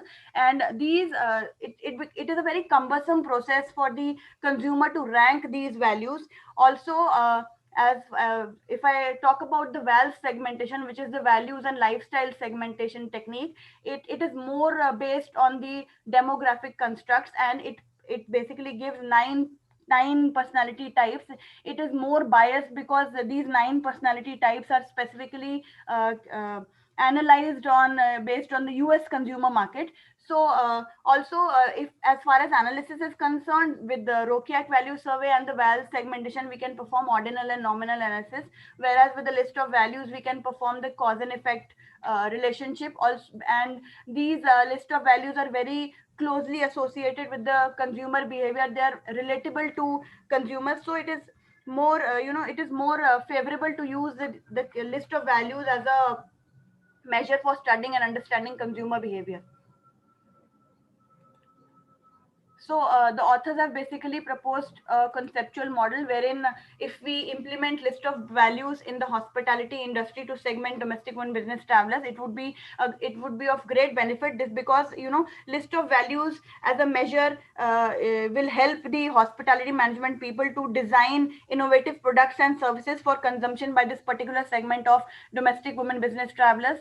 By using this list of values, the domestic women business travelers can be segmented, as well as product innovation can be incorporated, and advertising strategies can be designed specifically channeled towards this target market segment. This is because, and which will result in hotel guest satisfaction, because the values have a great impact on individuals' attitude formation towards a specific product. Also, the importance of a specific product to one's own self. If value-laden advertisements schemes are being designed, then products will be more alluring and capturing for a guest. So advertising strategies properly designed for this particular segment of women will help in achieving guest satisfaction. This is because the needs and desires and requirements of this particular segment of women could be fulfilled in a more enhanced manner, and guest satisfaction, as we all know, it leads to guest retention and repeat purchase intention, consequently directing the hotels to have an increased market share, and as well as getting brand recognition amongst the various competitors that prevail in the hospitality sector.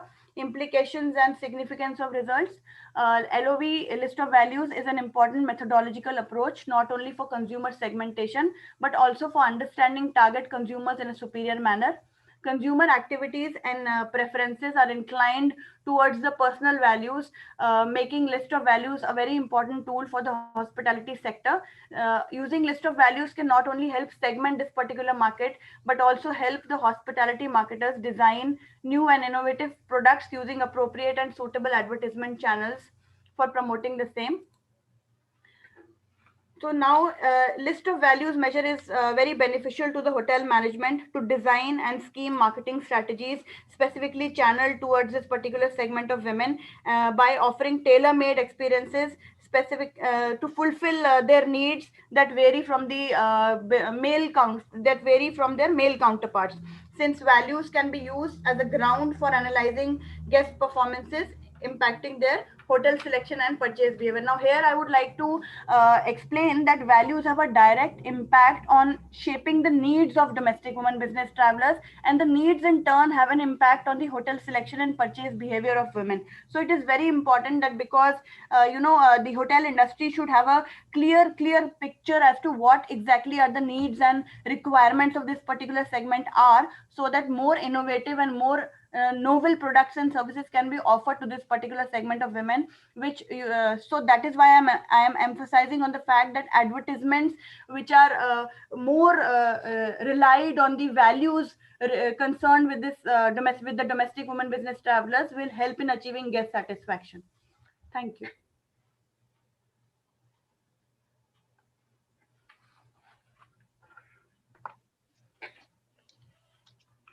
So thank you, Mrs. Gagan Soni, for your presentation. I read your paper yesterday. You refer mostly to the human values. You say that it's important to shape the purchase behavior by predicting the values, and if we predict the values, then it's easy to predict the consuming behavior or the behavior of a traveler in the hospitality industry. The list of values you you mentioned, I think it was stated in 1993, if I heard well. 1983, yes, sir. Yes. 1983. 1993. Okay, I heard well. So the question is, do you believe that this list of values from 1993 is still a static situation? Is it still an active list, or we have to add or omit a value through the years? We experience that many things are changing month by month, let alone from 1993. It's just a question to you. Thank you, Yes, my sir. dear. So actually, in this study, we have analyzed, we have used three measures. We have compared three measures, which are the ROCIAC value survey, list of values, and the value segmentation. Yes, I have tried to explore that what is the advancement which has taken with respect to using values as a measure in current researches. I have gone through many researches in the recent area. Like in 2017, there is one research which is conducted specifically in the hospitality sector, wherein the return intention and guest satisfaction has been studied using this list of values in the hospitality sector. Also, it has been used. It has been primarily being used in the retail sectors, whereas fashion is concerned, whereas sports is concerned. I have given the literature review in a tabular form, wherein I have mentioned all the papers where this construct has been used for segmenting consumers to provide various typologies of consumers. But yes, there is another scale which was given by Schwartz in the year 1996.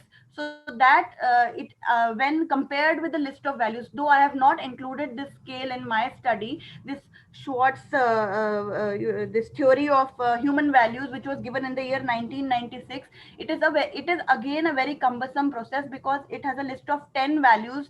10 motivational values are being used, and the number of constructs which are provided in this theory of human values is 57. So again, it becomes very difficult to administer this process, because listing these 57 constructs is a great task. So that is why the list of values and this Schwartz theory of human values has also been extracted from Henry's the Maslow's hierarchy of needs. So when all the four, because I have not included this recent the Schwartz theory of human values in my study, I would when compared with all the four, list of values is still being used for studying consumer behavior. It is used in retail sector, it is used in tourism, it is used in many cross-cultural studies. Though I would not say that it is free of limitations. There are certain methodological issues with this particular segment of methodology also. But yes, it is this list of values, though it was given in 1983, it is still being used for segmenting and getting various typologies of guests in different sectors in marketing research. Thank you. I had exactly the same question that George brought up with the working on systems from 83 is a bit risky. But as you say, and also as you also quoted Maslow is even older, and we still use it because it's a very heuristically, it's a very clear logical concept, even if you can discuss about if some elements maybe change nowadays, but the concept as such is valid. Anyway, I think this approach to look at in the end, we are trying to define market segments based on expectations, because expectations are widely depending on values. And not, of course, there are some practical physical assets, but a good part of expectation, visitors' expectation, consumer expectations, comes from the consumer values. And this is frequently omitted when we do market research. So I think it's a very good thing to look at this with all the doubts that we can have about whether a list of 83, which basically is based on a research that is even older than 83, because it's published in 83, which means values reflect people research in the 70s. But still, the approach is highly interesting, and I would encourage anybody who is working on marketing and segmentation to look more at this soft element and not so much at the pure hard facts. We get a lot more if we use soft criteria as well. Thank you.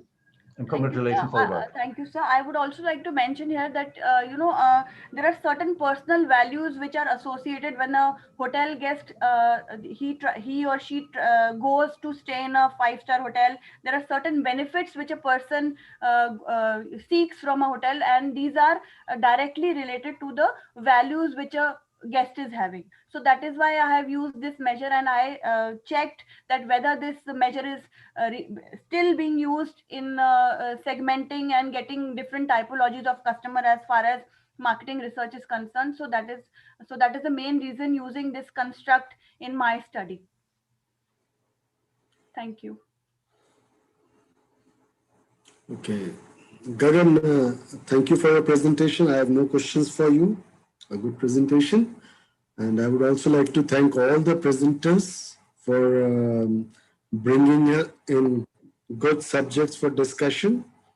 I would also like to thank my co-panelists, Klaus and George, for chipping in and commenting on the research and advising the researchers. Thank you very much. Thank you, sir. To you, Kalpana. Yes, sir. Thank you so much, sir. So from here, we are done with our all presentations.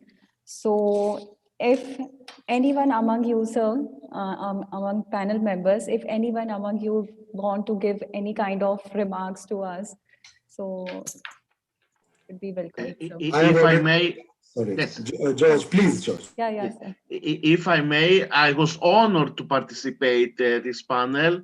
Indeed, I was looking for in Crete, in the island of Crete, where I live. There are many Indian people, and they share confidence and love among the locals. I experienced people, professors, doctors who presented their research and their presentations, and they had the flame to transmit their knowledge and to fight for this. As for me, I experienced Professor Nimit, Mr. Klaus, Kalpana, and all the people from the organization. I experienced a very warm welcome. It was a very nice experience, and it was I have the need, and this is, I believe, this is a goal that you have accomplished. I have the need now to visit India with my family, to experience with my own eyes, to experience your well-known culture and history. This is a need that is in a high extent right now, and I believe that this can be an outcome from me to you. Thank you very much. It was an honor being with you. You're always welcome, sir. We are seeking for your presence in India, sir. Yeah, sir. And Klaus, sir, if you want to say something. Yes, thank you. It was a highly, yes, thank you. First of all, thanks to the absolutely missympathy of this meeting is Kalpana. Thank you for managing all this. Welcome, sir. Nice Thank to you. meet you, sir. Your smile is just encouraging to follow the session, Thank which you, sir. otherwise was a bit dry, as it is a scientific panel. So of course we had to be serious. I come from practice. I don't even have a PhD, so I'm one of these stupid guys that make reality and don't have the, well, I had been working on a PhD and they never finished, I have to say. So I understand, as George says, I try to combine both worlds, because there is a huge gap between what theory tells. There are libraries, especially if I look at countryside rural tourism, there are libraries full of studies and documents, and reality is just completely different to what all theorists always said. And mutually, they don't understand. Theorists don't understand why practitioners don't love their beautiful theories, and practitioners ask why these people sitting in the Ebony Tower in the universities don't come down to reality and research what is really going on.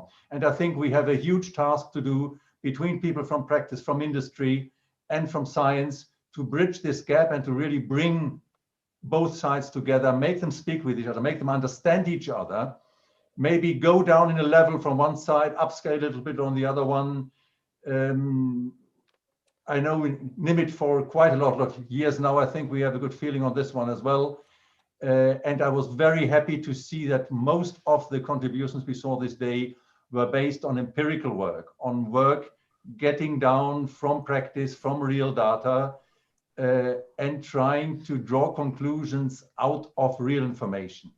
We need both sides. We need concepts to break them down to reality, but we also need concepts to be tested by reality from upside down. So if we can keep working on this in the future, I'm happy. Thank you for the opportunity of joining you, and a nice Saturday afternoon for you and noon for me already by now.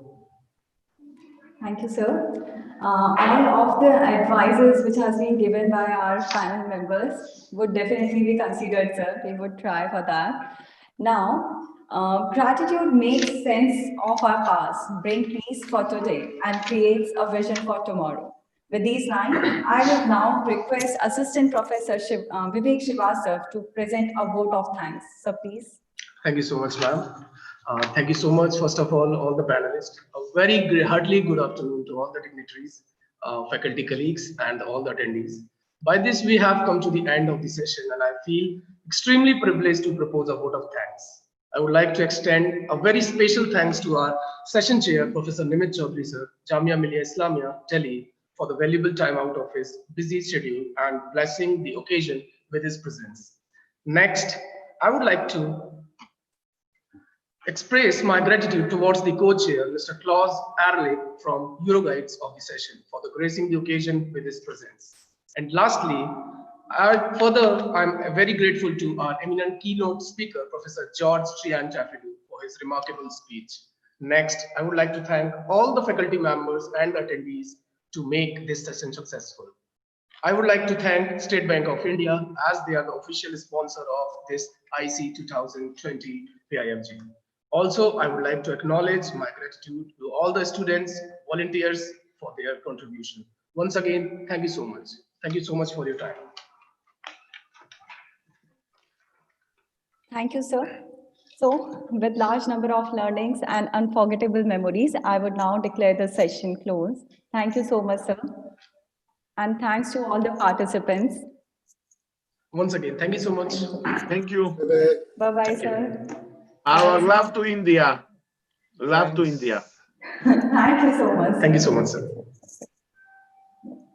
Bye. Bye-bye, sir. Bye, Mr. Klaus. Bye, Professor Nimit. Bye to all of you. Bye, sir. Bye-bye, sir.